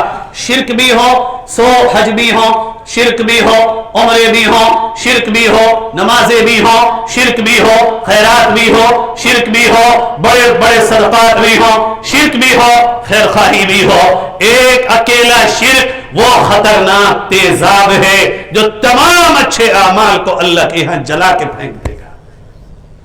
میں اپنے آپ سے اور آپ سے پوچھتا ہوں، میرے آپ کے گھروں میں شرک کے کتنے تذکرے ہوتے ہیں؟ میرے آپ کے گھروں میں شرک کی کتنی باتیں ہوتی ہیں؟ ایسا عمل بچہ باہر گالی دے کے آئے تو لڑ بیٹھتے ہو، مارتے ہو۔ کبھی صبح شام بچوں سے شرک بھی سکھاتے ہیں، ہم بتاتے ہیں انہیں شرک کیا ہے، سمجھاتے ہیں انہیں شرک کیا ہے۔ بھائیو اور سنیں، اللہ نے آخری اعلان کر دیا، اللہ نے آخری اعلان قرآن میں کر دیا۔ خدا کرے ہم میں سے یہاں بہن بھائیوں میں سے کوئی اس کا مصداق نہ بنے۔ میں اندر سے تڑپ اٹھتا ہوں جب اس کو پڑھتا ہوں، ان اللہ بریء من المشرکین ورسولہ، اللہ اور اللہ کے رسول شرک کرنے والوں سے بری ہے، اللہ اور اس کے رسول سے ان کا کوئی تعلق نہیں ہے۔ فیصلہ کن اعلان ہے یہ۔ اب اللہ ہی ہمارے اوپر سے اپنی رحمت کی چادر کو ہٹا دے اور کل اللہ کے نبی ہمارے سامنے سے شفاعت کا ہاتھ کھینچ لیں تو کس کے سامنے بھیک مانگیں گے؟ کون ہے ہمیں وہاں رحمت کے اور عاطفت کے سائے میں جگہ دینے والا؟ یہ آخری فیصلہ کن اعلان ہے۔ اس لیے میرے عزیزوں، اس مختصر وقت میں شرک کی تفصیل بہت زیادہ نہیں کر سکتا، لیکن پورے قرآن کا نمبر 1 ٹاپک ہے توحید اور شرک۔ اپنے گھروں میں اس قرآن کے ذریعے اللہ کے نبی کی مبارک اور مقدس تعلیمات اور احادیث کے ذریعے اور ان علماء کے پاس بیٹھ کے شرک کو سب سے زیادہ سیکھنے کی ضرورت ہے۔ جان سے زیادہ، مال سے زیادہ، گھر سے زیادہ، باہر سے زیادہ، ہر دنیا کے ہر فن سے زیادہ سب سے بڑا کام ہے اس امت محمد مصطفیٰ صلی اللہ علیہ وسلم کا شرک کو سیکھنا اور پھر اس سے بچنا۔ ایک میں مثال دیتا ہوں بس۔ شرک کا ایک چھوٹا سا فارمولہ یہ ہے کہ اللہ کے نبی صلی اللہ علیہ وسلم نے فرمایا، شرک یوں سمجھیں آپ کہ ہم میں سے کوئی بھی کوئی کام کرے گا تو سبب کا محتاج، میں بولنے میں زبان کا آواز کا محتاج، پیاس کو بجھانے میں پانی کا محتاج۔ اللہ وہ ہے جو کسی بھی چیز کے کرنے میں کسی سبب کا اور ریزن کا اور کسی شے کا محتاج نہیں ہے۔ وَإِذَا فَإِذَا قَضَى أَمْرًا فَإِنَّمَا يَقُولُ لَهُ کن فیکون، وہ تو جب جو چاہتا ہے، جیسا چاہتا ہے، جس وقت چاہتا ہے، جتنا چاہتا ہے، جہاں چاہتا ہے، جس لمحے چاہتا ہے کر دیتا ہے۔ میری تمہاری کسی کی کوئی ضرورت نہیں۔ اللہ غنی وانتم الفقراء، اللہ تو بے نیاز ہے، ہم میں سے کائنات میں سے کسی کی کوئی ضرورت نہیں، البتہ مجھے اور آپ کو قدم بقدم اللہ کی ہر جگہ ضرورت ہے۔ دوسری بات، پیارے نبی صلی اللہ علیہ وسلم پر نازل ہونے والے قرآن میں دوسرا حکم کرنے کا جو اللہ نے دیا، یہ بچنے کا دیا۔ اسی آیت میں سورہ انعام کی آیت نمبر 151 میں فرمایا وَبِالْوَالِدَيْنِ إِحْسَانًا، اور سورہ بنی اسرائیل میں اسی آیت نمبر 23 میں بھی دوسری بات جو فرمائی، معراج کے آنے کے بعد جو حکم آیا وَبِالْوَالِدَيْنِ إِحْسَانًا، اور سورہ بقرہ میں رکوع نمبر 10 کی پہلی آیت میں اللہ نے فرمایا وَبِالْوَالِدَيْنِ إِحْسَانًا، اور سورہ لقمان کی اسی وصیت میں آیت نمبر 13 میں اللہ نے حضرت لقمان کی وصیت کو گویا ہمارے لیے ذکر فرمایا، اے میرے بچے وَوَصَّيْنَا الْإِنسَانَ بِوَالِدَيْهِ حَمَلَتْهُ أُمُّهُ وَهْنًا عَلَى وَهْنٍ وَفِصَالُهُ فِي عَامَيْنِ أَنِ اشْكُرْ لِي وَلِوَالِدَيْكَ إِلَيَّ الْمَصِيرُ وَإِنْ جَاهَدَاكَ عَلَى أَن تُشْرِكَ بِي مَا لَيْسَ لَكَ بِهِ عِلْمٌ فَلَا تُطِعْهُمَا وَصَاحِبْهُمَا فِي الدُّنْيَا مَعْرُوفًا وَاتَّبِعْ سَبِيلَ مَنْ أَنَابَ إِلَيَّ ثُمَّ إِلَيَّ مَرْجِعُكُمْ فَأُنَبِّئُكُم بِمَا كُنتُمْ تَعْمَلُونَ۔ اور قرآن بھرا پڑا ہے اس حکم سے کہ میرے بندو نبی کی مبارک احادیث بھری پڑی ہیں اس ارشاد سے، اے میری امت کے لوگوں اپنے ماں باپ کا خیال رکھنا، ماں باپ کے ساتھ اچھائی کا معاملہ کرنا۔ میرے بھائیوں اس روئے زمین پر شرک کے بعد چند گناہ اگر کوئی ہیں جو اللہ کی رحمت کو ہم سے روکنے والے ہیں، ان میں سے ایک کبیرہ گناہ، بڑا گناہ، مہا پاپ اگر ہے تو ماں کا دل توڑنا، ماں باپ کو ستانا اور ماں باپ کی نافرمانی کا گناہ ہے۔ سورہ بنی اسرائیل میں تو اللہ نے کھول کے بیان فرمایا کیسے کرو ماں باپ کی خدمت، کیسے کرو ماں باپ کی فرما برداری، کیسے حق ادا ہوگا۔ اللہ کہتا وہ تو ہو ہی نہیں سکتا، ظاہراً شکلیں بیان کر دیتا ہوں۔ اما یبلغن عندک الکبر احدہما او کلاہما، تمہارے میں سے کسی کی ماں یا باپ یا دونوں اگر بوڑھے ہو جائیں یا وہ جوان بھی رہیں تب بھی، خاص طور پر بڑھاپے میں حکم دیا فلا تقل لہما اف، ان کے سامنے ہم سب میں سے شاید مجھ سمیت کوئی نہ کوئی ہمیں اپنے ماں باپ کے لیے کسی نہ کسی درجے میں خطا کار ضرور ہے۔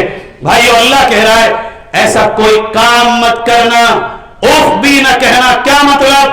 کوئی کام، کوئی عمل، کوئی ایسا طریقہ، کوئی ایسا راستہ، کوئی ایسا بول اور سینٹینس بھی اپنے ماں باپ کے سامنے نہ بولنا جس سے ان کے دل کو ٹھیس یا تکلیف پہنچے، ایسا کوئی کام نہ کرنا۔ فلا تقل لهما اف، محدثین کہتے ہیں اس اف سے بھی کوئی چھوٹا لفظ اگر ہوتا اللہ قرآن میں اس کا بھی ذکر فرما دیتا۔ پھر کیا کرنا؟ ولا تنهرهما، رب کہہ رہا مجھ سے اور آپ سے کام آنا میں نے آپ کے اپنے قرآن کو۔ اے میرے بندو، نبی کہہ رہے امت سے، اے میری امت کے لوگوں، کہاں گئے عاشقان مصطفیٰ، کہاں گئے غلامان مصطفیٰ، کہاں گئے قرآن کے عاشق، کہاں گئے اللہ کے بندے؟ اللہ کا قرآن بلا رہا ہے، نبی کی حدیث پکار رہی ہے۔ ولا تنہرہما، ماں باپ کتنا بھی تم پہ چیخ لیں چلا لیں، پلٹ کے ماں باپ کو جھڑکنا مت، جھڑکنا مت، جھڑکنا مت، کہ رب نے اپنے ساتھ تمہارے ماں باپ کا ذکر کیا ہے۔ رب کے اور نبی کے حق کے بعد اللہ تمہیں وصیت کرتا ہے تمہارے ماں باپ سے بڑا حق کسی کا بھی نہیں۔ پھر کیا کریں اللہ؟ وَقُلْ لَهُمَا قَوْلًا كَرِيمًا، ان کے جھڑکنے کے باوجود، آنکھیں نکالنے کے باوجود، خواہ ان کی باتوں کا کوئی مطلب بنتا ہو یا نہ بنتا ہو، خواہ وہ بیکار باتیں کر رہے ہوں، لیکن تمہارا فرض ہے تم وہ باتیں بولو جو میٹھی ہوں، بھولی ہوں، پیاری ہوں، نرم ہوں، کڑوی نہ ہو، ترش نہ ہو، سخت نہ ہو، بلکہ وہ بولو جو تمہاری زبان سے نکلیں تو تمہارے باپ کے دل پہ جا کے محبت چسپا کریں۔ پھر کیا کریں اللہ؟ وَخْفِضْ لَهُمَا جَنَاحَ الذُّلِّ مِنَ الرَّحْمَةِ، جھک کے کھڑے ہونا، سینہ تان کے کھڑے نہ ہونا، ہمیشہ ان کے لیے اپنے آپ کو خدمت کی تیاری کر کے رکھنا۔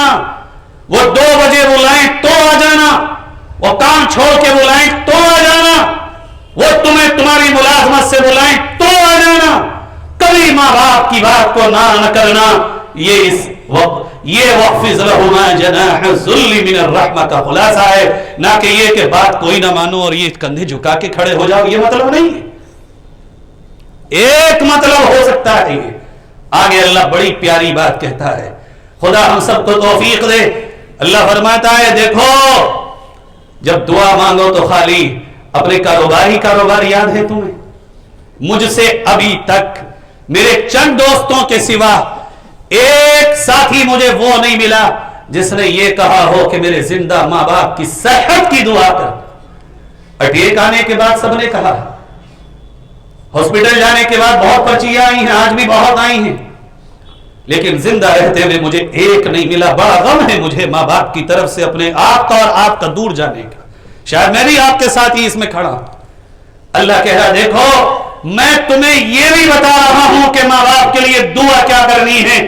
وَقُلْ رَبِّ ارْحَمْهُمَا كَمَا رَبَّيَانِي صَغِيرًا، جب بھی تم دعا کیا کرو یوں اپنی ہر دعا میں پہلے یوں کہا کرو، رب اے پالنے والے، اول تو تو ہے پالنے والا، لیکن آج ہم تجھ سے دعا کرتے ہیں کہ جیسے ہمارے ماں باپ بچپن میں ہمارے لیے کرم اور رحم کا معاملہ کرتے تھے، تو سب سے بڑا کریم ہے۔ آج ہم جوان ہو گئے، ماں باپ بوڑھے ہو گئے، اب تو ان کے پر کرم کی چادر تان دے اور ان کے بڑھاپے کو غموں سے آزاد کر دے، ان پہ ویسے ہی رحم فرما جیسا وہ بچپن پہ ہم پہ کیا کرتے تھے۔ کرتے ہیں ہم دعا؟ مجھے نہیں یاد ہے کہ میرے ساتھیوں کبھی میں نے سنی ہو اور میرے ساتھیوں نے آ کے، میرے بھائیوں نے، ایمان والوں نے کبھی کہا ہو۔ آگے اللہ ایک اور بات کہہ رہا ہے، جھنجھوڑتے ہوئے ہمیں ہلاتے ہوئے اللہ کہہ رہا ہے، اے میرے بندو سنو، ربکم اعلم بما فی نفوسکم، جو بھی کر رہے ہو یہاں سے کرنا، یہاں سے، یہ ماں باپ کے ساتھ جو کر رہے ہو نا، یہاں سے کرنا، یہاں سے، کہاں سے؟ دل سے کرنا، کئی سماج کی خاطر نہ کرنا، کئی عزت کی خاطر نہ کرنا۔ ماں نے تمہاری پیخانے کو اٹھاتے وقت عزت کہاں دیکھی تھی؟ وہ مجلس میں گئی تب اس نے پیخانہ دھویا، وہ گھر میں مہمانوں میں ہوئی تب اس نے اپنے ہاتھ سان دیے، تب تم نے اس کے کپڑوں پہ پیشاب کیا، وہ کہیں بھی ہوئی اس نے کہاں لگائی کی؟ اے میرے بندو دل سے کرنا، ربکم اعلم بما فی نفوسکم، تم جو بھی کرو گے یاد رکھو رب تمہارے دلوں سے باخبر ہے، اللہ وہی انجام کرے گا جو تمہارے دل میں ہوگا۔ ان تکونوا صالحین فإنہ کان للأوابین غفورا، اگر سچے من سے کرو گے اسی برکت سے رب تمہیں اتنا بلند کرے گا تم سوچ بھی نہیں سکتے ہو۔ دو واقعے اس پہ بہت مختصر سناتا ہوں۔ ایک نام سنا ہوگا آپ نے اویس قرنی کا۔ اویس قرنی کون ہے؟ نبی کے دور کے ہیں، نبی کے دور کے۔ اور یاد رکھو میرے جوان بہن بھائیوں، وہ میری بہنوں جن کی شادیاں ہو گئی، وہ میرے بھائیوں جو جوان ہو گئے، اویس قرنی نبی کے دور کے ہیں، اور نبی کے دور کا ہر مسلمان صحابی ہوتا ہے، مگر اویس قرنی صحابی نہیں ہے۔ کیوں؟ دنیا کی ساری دولت دے کے بھی صحابیت آج نہیں لی جا سکتی۔ یہ فقط نبی کی زندگی میں وہ یہ متوقع تھا، ساری دنیا فنا کر دو آج کوئی صحابی نہیں بن سکتا، لیکن آپ میں مجھ میں سے کوئی اگر نبی کی زندگی میں ہوتا تو صحابی ہوتا۔ اویس ہے بھی اور صحابی بھی نہیں ہے۔ کیوں؟ بہت مختصر بتا رہا ہوں۔ اللہ کے نبی نے اس واقعے کو بیان کر کے مجھے آپ کو یہ بتا دیا، ماں باپ کے لیے قربانیاں دینے کے لیے، ماں باپ کی خاطر قربانیاں دینے کے لیے کہیں تک بھی جانا پڑے تو حدیں ساری آخر ہو چکی ہیں، سوائے اللہ اور اس کے رسول کی نافرمانی کے۔ لا طاعت لمخلوق فی معصیت الخالق، اللہ رسول کے حکم میں ماں باپ کی نہیں چلے گی، بس باقی ہر حد پار کر دینی ہوگی۔ اویس قرنی ماں تھی اور یہ تھے، اور کوئی بچہ بیوی بہن تھی نہیں، بہت بیمار، بہت بیمار، بہت بیمار۔ قافلہ گاؤں سے چلا مدینے میں حضور کی زیارت کرنے، اور جو بھی نبی کو دیکھتا صحابی بن کے آتا، اور صحابی کے لیے خدا نے جنت کا اعلان اور اپنا لشکر کہہ دیا۔ صحابی رسول نبی کے ساتھ کھڑے ہوں گے قیامت میں، کتنا بڑا معزز عہدہ ہے۔ اویس قرنی باہر آئے تو دیکھا قافلہ جا رہا ہے۔ کہاں جا رہے ہو؟ مدینہ جا رہا ہوں، اور رکو میں بھی چل رہا ہوں، نبی کو دیکھ کے آؤں گا، نبی کو دیکھ کے آؤں گا۔ بھائیو، نبی کی زیارت آج اگر مقدر ہوتی اور کسی سچے عاشق کو ساری جائیداد بیچ کے بھی نبی کا چہرہ دیکھنا نصیب ہو جاتا تو وہ بیچ کے جاتا۔ اویس جاؤ جلدی سے آؤ، اندر گئے۔ ماں قافلہ مدینے جا رہا، میں جانا چاہتا ہوں، چلا جاؤں؟ کسی پڑوس سے کہہ دوں گا تیری خدمت کر لے گی۔ ماں کہتی ہے نہیں بیٹا، تجھے نہیں جانے دوں گی، میں تیرے بنا نہیں رہ سکتی۔ ایک طرف نبی کا دیدار، آج کہاں سے ماں باپ کی مرضی کے خلاف عمرے اور حج اور دنیا میں کسی بھی کام کے لیے نکلنا جائز ہوگا؟ سوچئے ذرا۔ ایک طرف نبی کا دیدار، ادھر ماں کہہ رہی ہے نہ۔ اویس نے پلٹ کے یہی نہیں کہا کہ کیوں؟ اچھا ماں ٹھیک ہے، آنسو لے کے باہر آئے، مدینے کے قافلے والوں جاؤ مدینے جاؤ، اور نبی سے کہنا اویس آپ کا بڑا سچا عاشق ہے، آنا چاہتا تھا، اس کی ماں کی خدمت کرنے والا کوئی نہ تھا، کہنا اللہ کے نبی اویس نے آپ کو سلام کہا ہے اور ماں کی خاطر آپ کی خدمت میں آ نہ سکا۔ आगे काफले वाले हुजूर के पास आए, कहां से आए हो जी? ओवैस कर्न से आए हैं, इराक के गांव से। अच्छा बैठो। अल्लाह के नबी, हमारे गांव में एक ओवैस नाम का आदमी है, वो उसकी माँ अकेली है, खिदमत को कोई नहीं था, आना चाहता था आ ना सका, सलाम कहा है। आपके बगल में अबू बकर उमर और अली जैसी हस्तियां बैठी हैं। आपने कहा है उमर अली इधर आ, मेरे बाद अगर तुझे कभी ओवैस मिल जाए तो तलाश करके ओवैस से दुआ करा लेना कि अल्लाह ने मां की खिदमत के एवज उसका वो मकाम दिया है, जब उसके हाथ उठते हैं कभी वापस खाली नहीं आते। और तुम मेरे और किसी और के पास जाते हो दुआएं कराने, बूढ़े मां बाप सच्चे वली की शक्ल में मौजूद है, दुआएं नहीं कराते। भाइयों, वक्त गुजरा, ओवैस आए मक्के में, उमर ने तलाश किया, लेके आ गए और हरम के साहरा में काबे के सामने खड़े होके ओवैस देख, काबा है, अल्लाह का घर है, तू मेरे लिए मगफिरत की दुआ कर दे। ओवैस कह रहे हजरत उमर से, आपके सामने मैं दुआ करूं? ओवैस कर दे, बाद में बताऊंगा क्यों। हजरत ओवैस के हाथ लड़खड़ा रहे और अल्लाह हजरत अली की और हजरत उमर की दुआ, इनकी मगफिरत कर दे। और ये करके हजरत ओवैस लरसते हुए कांपते हुए बैठ गए। फिर हजरत उमर ने हाथ पकड़ा और कहा, ओवैस इसलिए दुआ कराई है, आका कह के गए थे ओवैस मिले तो दुआ करा लेना कि मां की खिदमत के इवज अल्लाह ने वो मकाम दिया है कि तेरे हाथ कभी खाली लौट के नहीं आते।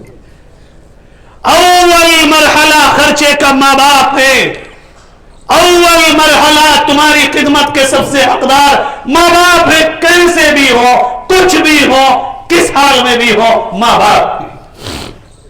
ओ भाइयों, तुम्हारी मेरी तरक्की तो घर में रखी है, तुम्हारे मेरे तो खजाने घर में हैं, तुम कहां टक्करे मार रहे हो इन खजानों को छोड़कर, इन तोहफों को छोड़ के। फिर अल्लाह ने कहा, सुनो मेरे नबी के जरिए फैसला सुनो फैसला सुनो। अगर तुमने मां बाप का दिल दुखाया, तुमने अगर मां बाप के साथ ना सुनना ना रवा सुलूक किया, अता रजूल ज़ौजतहु वअक्का उम्महु वबर्रा सदीक़हु वजफा अबाहु। तुमने खाली बीवी की गुलामी की, मां का दिल तोड़ा, तुमने दोस्तियां तो निभाई, बाप के हक अदा न किए। हक का मतलब यह है अपनी जान और माल से मां बाप की पूरी खिदमत कर और दिल से उनकी अजमत और इज्जत और उनके लिए मोहब्बत और रिस्पेक्ट दे, यह है ख्याल का हक। आका आखिरी ऐलान कर रहे हैं, और मेरी उम्मत के लोगों सुनो, तुम सजदे रातों रात करते रहना, पूरी जिंदगी दीन के लिए निकल जाना, तुम भले से सारे काम कर लेना। अगर तुमने बीवी को बीवी का हक और मां को मां का हक, दोनों के हक अदा ना किए, बल्कि खालिस बीवी की गुलामी की और मां को तुमने सताया, या बीवी की गुलामी की ना की, सिर्फ मां को सताया और बाप के दिल को तोड़ा, हल बिहल बला। आका कह रहे तुम पे मुसीबतें यूं आएंगी जैसे तस्बीह के धागे को काटो और एक दाना गिर नहीं पाता, दूसरा आता, दूसरा गिर नहीं पाता, तीसरा आता, तीसरा गिर नहीं पाता, चौथा आता, चौथा गिर नहीं पाता, पांचवा आता, छठा आता।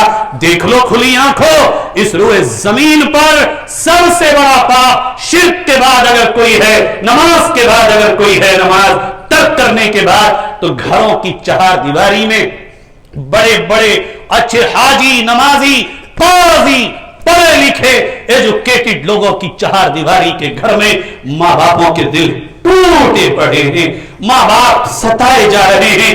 अब देख लो, एक मुसीबत खत्म नहीं, दूसरी ने दरवाजे को दस्तक दी, दूसरी खत्म नहीं, तीसरे ने दे दी, और ये कोई मुसीबत लाने वाला नहीं। हर आने वाली मुसीबत जाने वाले से बड़ी होगी, हर आने वाली मुश्किल जाने वाली मुश्किल से बड़ी होगी, सख्त होगी, स्ट्रॉन्ग होगी। क्यों है अल्लाह? कौन लाया? तुम लाए हो। चूंकि मुसीबतों के दूर होने का जो अल्लाह ने इंतजाम तुम्हारे माँ बाप की शक्ल में किया था, तुमने सताया। नबी की बात सच होकर रही, और अल्लाह के नबी की बात खुदाए रब्बे जुल जलाल की कसम सच होकर रहेगी, सच होकर रहेगी, सच होकर रहेगी। इसलिए भाइयों, कभी कभी ऐसा होता है कि माँ बाप कुछ कह नहीं पाते और ہم ان کا دل دکھا دیتے ہیں، وہ بول نہیں پاتے. یہ میں لکھ کے لایا ایک شعر. بس یہ ایک دوسری بات جو میں نے کہی تھی ماں باپ کے تعلق سے یہ بتاتا ہوں. یہ مجھے یاد نہیں رہ پاتے عربی کے اشعار کا ترجمہ ہے، اشعار تو یاد کر لیتا لیکن ترجمہ بتانا تھا. میرے نبی کے پاس ایک بار ایک بچہ آیا. اللہ کے نبی میرا باپ میرا مال لینا چاہتا ہے. اب آقا کرنے کا مال بلا کے لا، باپ کو بلا کے لا. ہوتا ہے کبھی کبھی ماں باپ کے دلوں میں باتیں رہ جاتی ہیں، بول نہیں پاتے. کس کی شکایت کریں؟ اپنے جگر کے ٹکڑے کی، اپنی بچے کی کہاں جا کے کہیں؟ ماں باپ نہیں کہہ پاتے. بچے باغلے ہوتے ہیں جو بکتے پھرتے ہیں زمانے میں ماں باپ کی باتیں اور برائیاں. میرے آقا کے پاس آیا، آقا نے کہا باپ کو بلا کے لا. باپ آیا، آپ نے کہا کیا آپ اپنے بچے کے مال کو چھیننا چاہتے ہیں؟ اس نے کہا اللہ کے نبی آپ اس سے معلوم کر لیں، میں اپنا مال اور اس کا مال سوائے اس کی پھوپھیاں اور اس کی خالہ اور اس کے اور اپنے سوا کہاں ناجائز خرچ کرتا ہوں. آپ نے کہا بس سمجھ گیا میں، اس کے آگے بات نہ کرو. جبریل آئے تھے، جیسے یہ باپ کو بلانے گیا جبریل نے آ کے فوراً کہا اللہ کے نبی جب یہ اس کا باپ آ جائے نا تو آپ اس سے یہ پوچھنا کہ تو نے اپنے دل میں جو باتیں کہیں جو تیرے کانوں نے نہیں سنی وہ مجھے بتا دے. یہ بات پوری ہوئی. آپ نے اس کے باپ سے کہا اے میرے بھائی کچھ باتیں تو نے اپنے دل میں کہی تھی وہ ذرا مجھے بھی تو بتا جو تیرے کانوں نے نہیں سنی. وہ کون سا درد ہے جو تیرے بیٹے کے لیے تیرے دل میں ہی گھٹ کے رہ گیا؟ بھائیوں کتنے ماں باپ ہم میں سے ایسے ہیں جو ہم سے ڈرنے لگے بولنے سے کہ بچہ باقی نہ ہو جائے. ایسی اولاد بد نصیب ہے جن کے ماں باپ ان سے ڈرنے لگے. اس باپ نے جو دل میں باتیں کہی تھی وہ عربی کے اشعار میں نبی کے سامنے کہی. اس کا ترجمہ یہ ہے میں نے تجھے بچپن میں غذا دی اور جوان ہونے کے بعد بھی تمہاری ذمہ داری اٹھائی. تمہارا سب کھانا پینا میری ہی کمائی سے تھا. جب کسی رات تمہیں کوئی بیماری پیش آئی تو تمام رات تمہارے نہ سونے سے میں بھی نہ سویا اور بے قراری میں نے رات گزاری.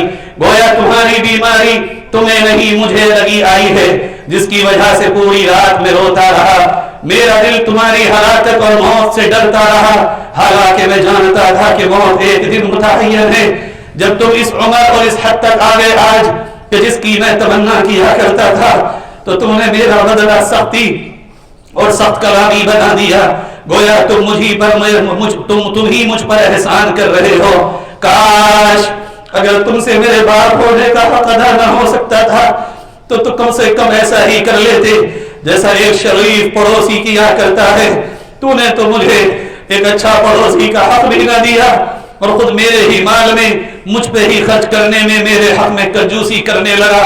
یہ اشعار جب نبی نے ایک نبی کے سامنے اس نے سنائے. نبی بچوں کی خاطر عید کی نماز کو لیٹ کرنے والا نبی اس بچے کے گریبان کو پکڑ لیتے ہیں اور کہتے انت ومالک لابیک.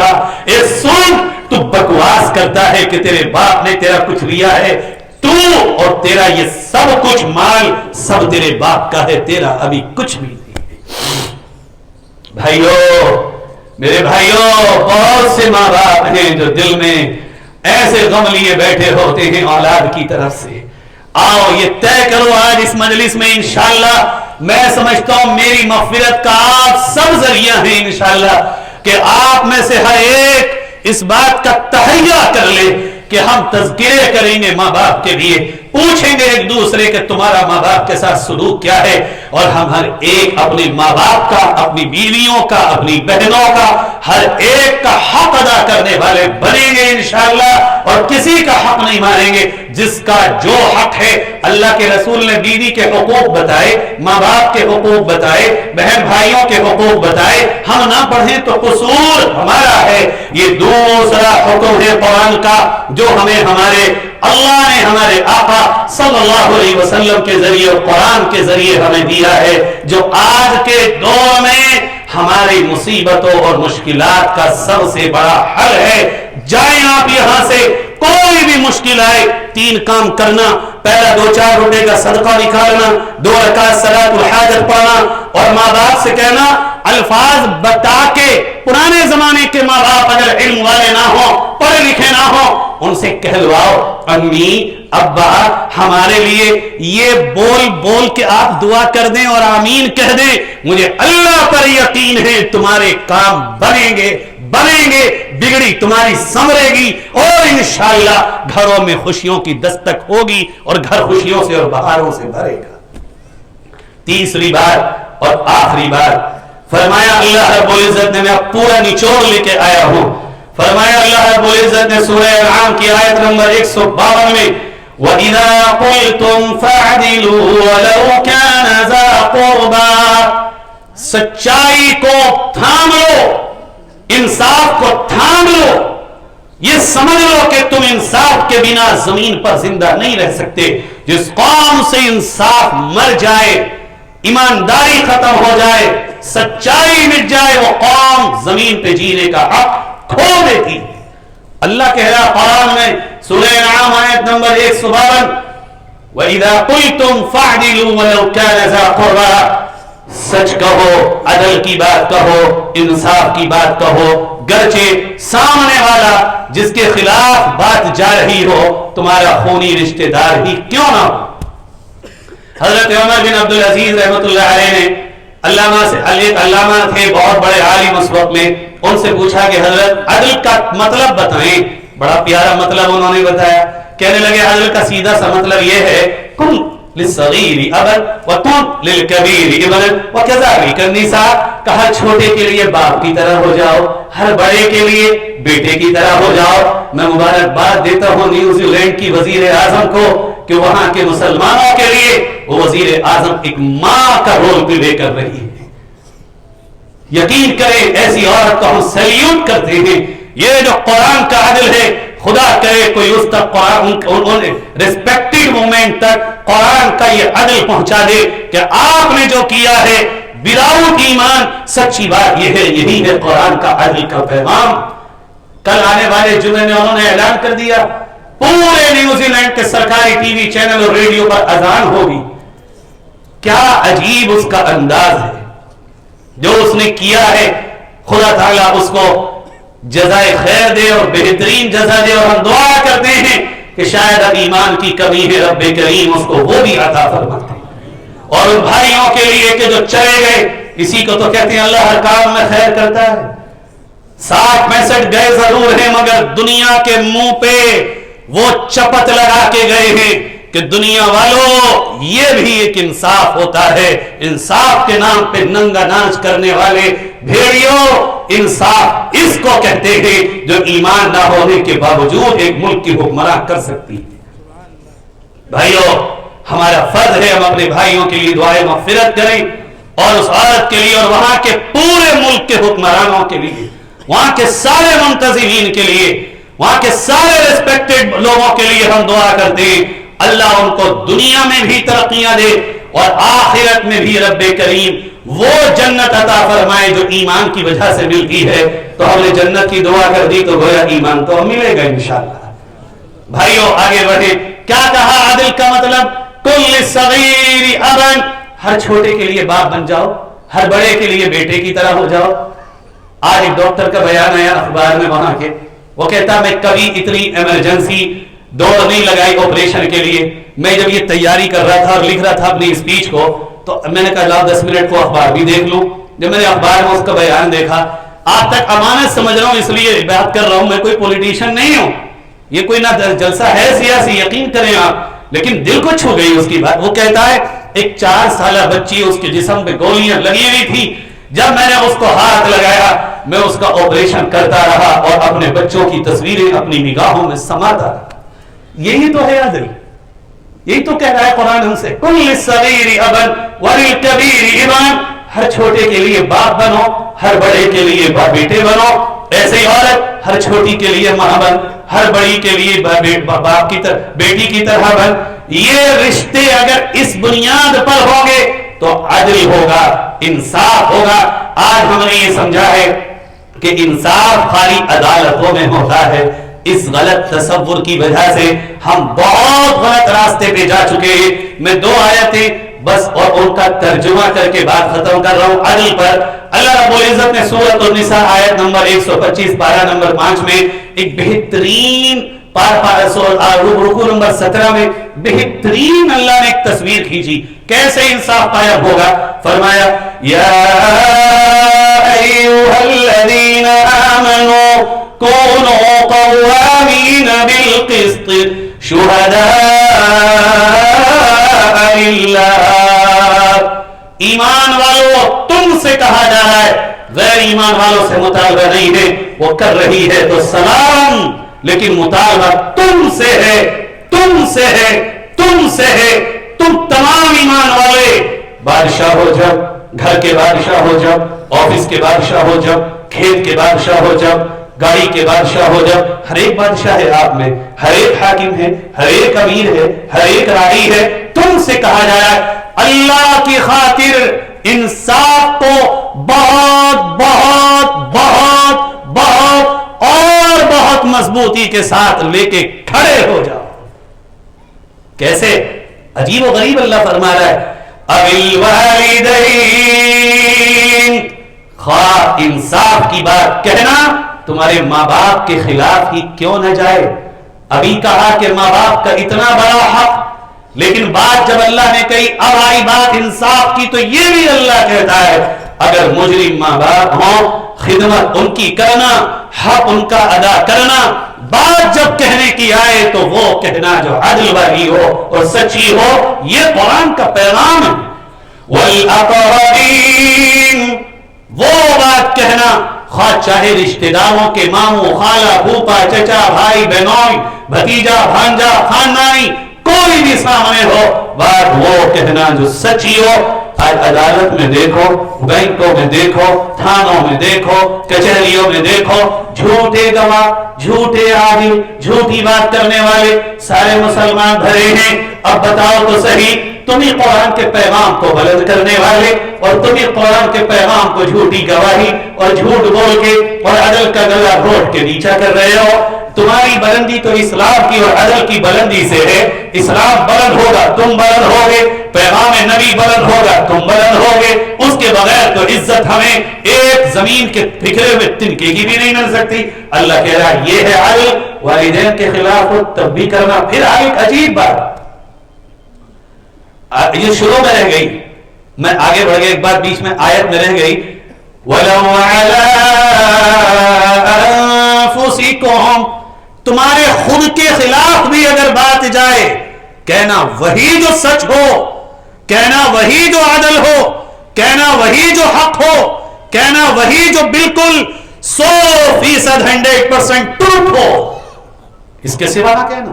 پھر آگے اور کہا ایسا نقشہ کھینچا کچھ چھوڑا ہی نہیں سکے. إِيَّكُمْ غَنِيًّا أَوْ فَقِيرًا فَاللَّهُ أَوْلَىٰ بِهِمَا. اب ہوتا یہ ہے کہ انسان کبھی غریب کی غربت پر رحم کھا کے جھوٹ بول دیتا ہے، سگنیچر کر دیتا ہے، کبھی مالدار کی مالداری سے اور طاقتور کی طاقت سے اور حکمران کی حکومت سے ڈر کے جھوٹ بول دیتا ہے. اللہ کہتا ہے سنو، غریب کو غریب بنانے والے تم نہیں اللہ ہے، امیر کو عبارت دینے والا تم نہیں اللہ ہے. تمہیں غریب کی غربت پر رحم کھا کے جھوٹ کی ضرورت نہیں، تمہیں حکم حاکم کی حکومت سے ڈر کے جھوٹ اور بےایمانی کی اور عدل کے خلاف بات کرنے کی ضرورت نہیں. فاللہ اولیٰ بہما، اللہ ان کا سر سے بڑا رکھوالا ہے اور خیر خواہ ہے. تمہیں تو حکم بس یہ ہے کہ سچ ہو. آگے ایک اور بات کی، ہوتا کیا ہے دل نہیں مانتا کبھی کبھی کہ نہیں ہم اس کی تو کبھی بھی حمایت نہیں کریں گے، کیسے کر دیں، کیسے بات مان لیں، یہ تو پولیٹیشین کا رویہ ہے. ایمان والوں تمہارا کہاں ہے؟ تمہارا خدا میرا خدا مجھے قرآن میں بتاتا ہے فَلَا تَتَّبِعُوا الْهَوَىٰ أَن تَعْدِلُوا، انصاف کرنے میں دل کی نہ سنو، وہ کہو جو تحقیق کے بعد تمہیں سچ معلوم ہو، اسی کی گواہی دو. اور آگے تو انتہائی کر دی اللہ نے وَإِن تَلْوُوا أَوْ تُعْرِضُوا. کبھی کبھی یہ ہوتا ہم پھٹی میں پیر نہیں دیں گے، بات ہی نہیں کریں گے، کسی کے پاس چاہتی نہیں ادھر نہ ادھر. کہا نہیں پتا ہے تو بولو گے، اور نہیں بولو گے تو قیامت میں قبر سے اٹھو گے تو گلے کٹے ہوئے ہوں گے اور اللہ کی عدالت میں پیش ہوگے. بولو، سچ بولو. پھر ایک یہ ہوتا ہے چلو ایسی بات کر دو اگر فیصل کسی کو بنایا جائے، ادھر کی بھی ہو جائے ادھر کی بھی ہو جائے. بھئی مسلمان بھائی ادھر ہندو بھائی، چلو مسلمان کا کچھ تو پکش کر دو نا کہ اس کا بھی کام بن جائے اس کا بن جائے. اللہ کہتا ہے نا نا نا نا، بالکل نہیں. ہرگز نہیں, نیور, نو, بالکل نہیں. وہ کہو, وہ فیصلہ کرو جو سچ ہو, لگی لپٹی بات نہ کرو. کیوں؟ تم اپنے دل میں کچھ بھی سوچ لو. فَإِنَّ اللَّهَ كَانَ بِمَا تَعْمَلُونَ خَبِيرًا. اللہ تمہارے دلوں کے حال سے باخبر ہے. دنیا سے چھپا سکتے ہو, خدا سے نہیں چھپا سکتے. سورہ مائدہ آیت نمبر 8 میں اللہ نے آخری حد, 2 آیتیں میں نے کہی تھی بیان فرما دی. کہا اے ایمان والو, اللہ کے لیے بہت بہت بہت بہت اور بہت مضبوطی کے ساتھ انصاف کو لے کے کھڑے ہو جاؤ. کہاں کھڑے ہو اللہ؟ اللہ کہتا ہے سنو, وَلَا يَجْرِمَنَّكُمْ شَنَآنُ قَوْمٍ عَلَىٰ أَلَّا تَعْدِلُوا اعْدِلُوا هُوَ أَقْرَبُ لِلتَّقْوَىٰ. اے ایمان والو, ایک طرف مسلمان کھڑے ہو اور دوسری طرف پوری قوم ہندو کھڑی ہو, لیکن بات کہنے کے لیے تمہیں بلایا جائے وہی کہنا جو سچ ہو. مسلمانوں کا چہرہ دیکھ کے جھوٹ نہ بول دینا. کیوں ہے اللہ؟ فرمایا اس لیے ہی اقرب للتقویٰ, یہی تو تقوی دلانے کے تمہیں قریب کرے گی. کیوں میرے رب؟ اس لیے ہدی للمتقین, قرآن انہی کو رہنمائی کرے گا جو تقوی کی طرف آئیں گے. انہی کے لیے قرآن نور بنے گا, انہی کے لیے قرآن کامیابی کی راہوں پہ چلنے کا ذریعہ بنے گا. حضرت مولانا مظفر صاحب کاندھلا میں ایک عالم گزرے, وہاں ایک جھگڑا ہوا مندر مسجد کا. ہندو کہتے تھے جگہ مسجد مندر کی ہے, مسلمان کہتے تھے جگہ مسجد کی ہے. مولانا مظفر صاحب کو جج نے, انگریز نے طلب کیا, آپ بتائیں یہ دونوں لوگ ماننے کو تیار ہیں آپ کی بات؟ مسلمان کہتے ہیں مولانا کہیں گے جگہ مندر کی ہے, چھوڑ دیں گے. ہندو کہتے ہیں جگہ مسجد کی ہے, چھوڑ دیں گے. آپ بتائیے, فیصلہ آپ پر ہے. مولانا مظفر صاحب نے اس آیت کو وہاں عدالت میں سامنے رکھا کہ سامنے ہندو ہو یا مسلمان, بات وہ کہی جائے گی سچ ہے. کہا جج صاحب یہ جگہ میں نے میرے پرکھوں سے سنتا آیا ہوں, جو میری معلومات میں ہے جگہ مسلمانوں کی مسجد کی نہیں بلکہ مندر کی ہندوؤں کی ہے. جج نے فیصلہ لکھا, مسلمان ناراض ہو کے آ گئے اور جج نے وہاں وہ فیصلہ لکھا جو آج تک تاریخ میں کوئی جج ہندوستان کا نہ لکھ سکا. جج نے لکھا آج سہارنپور کی عدالت میں مسلمان مسجد کا مقدمہ ہار گئے, لیکن اسلام مقدمہ جیت گیا, جیت گیا, جیت گیا. اور تم ہارو گے, ہم قربان ہیں, ہم ہار کے اسلام جیتے. ہماری شہادتوں پہ نیوزی لینڈ پہ اسلام جیتے. تم ہارو اگر اسلام جیتتا ہے. ایسی ہار قبول ہے, قبول ہے. پھر بتایا وہاں کے لوگوں نے, وہ تمام ہندو جا کر کے مولوی مظفر کے گھر پہ پہنچے اور کہا مولوی صاحب جو اسلام تمہارے پاس ہے اس کا کلمہ ہمیں پڑھاؤ, مسجد بنے گی. اور آج بھی وہاں مسجد ہے, مسجد ہے, مسجد ہے. بھائیو انصاف سے وقتی طور پر ہار ہوتی ہے, تو کیا حسین کو ہارا ہوا مانو گے؟ یزید جیتا تھا, حسین تو شہید ہوئے. کبھی کبھی سامنے ہار ہوتی ہے, اسلام جیتتا ہے. قتل حسین اصل میں مرگ یزید ہے, اسلام زندہ ہوتا ہے. ہر کربلا کے بعد کبھی کبھی یہی ہوتا ہے, سامنے تاج و تخت کسی کو ملتا ہے, چھنتا کسی سے ہے, لیکن تخت چھننا کبھی ناکامی نہیں ہوتا, کبھی ناکامی نہیں ہوتا. کیا وقت پہ نبی کے چچا کے ٹکڑے بکھر جانا ناکامی ہے؟ کیا نبی کا مکے سے نکل کے آ جانا ظلم کے باوجود ناکامی ہے؟ کیا نبی کے کپڑوں پہ پیمند لگنا ناکامی ہے؟ اے بھائیو, میرے عزیزوں, میری بہنوں, آج سے طے کر لو ماں باپ کے ساتھ کبھی نا انصافی نہیں کریں گے, کبھی نافرمانی نہیں کریں گے, شرک کبھی نہیں کریں گے, جھوٹ اور نا انصافی کبھی کہیں پر کسی کے ساتھ نہیں ہونے دیں گے. اگر دنیا یوں کہے بھوکے مر جاؤ گے, کپڑے پر پیبند لگاؤ گے, چھپر پڑے گے تمہارے گھر پہ, دنیا میں پیچھے ہو جاؤ گے. بات کہتے ہوئے رخصت ہونا چاہتا ہوں, اگر دنیا یہی تانا دیتی ہے تو کان کھول کر سن لے, ہمارا ایمان یہ ہے کہ نبی کے کپڑوں سے زیادہ کوئی دنیا میں محترم کپڑے نہیں. جو میرے آقا کے کپڑوں پہ پیبند ہیں, ہم اس نبی کے ماننے والے ہیں جو پیبند کے کپڑے نبی کی سنت سمجھ کے سینے سے لگا کے ابھی بھی جی सकते हैं। कोई अगर भूख की हमें दुहाई दे तो कान खोल कर दुनिया सुन ले। और मेरे भाइयों, हम अपने दिल में बिठा ले, हम उस नबी के मानने वाले हैं जो मस्जिद में आके बैठा और सहाबी ने पूछा, आका चेहरा क्यों पीला? आका कहते हैं 3 दिन हो गए इस मोहम्मद के हलक में एक भी रोटी का निवाला और खाने का लुकमा नहीं गया है। भाइयों, कोई दुनिया ये दुहाई न दे मेरे बच्चों का क्या होगा, चूंकि हम उस नबी के मानने वाले हैं जिसके लिए ईमान हम ये रखते हैं कि हमारे नजदीक मेरे भाइयों हजरत फातिमा, हजरत ज़ैनब रुक़ैया कुलसूम और नबी के बेटों से ज्यादा मोहतरम बेटे बेटियां किसी के नहीं हो सकते।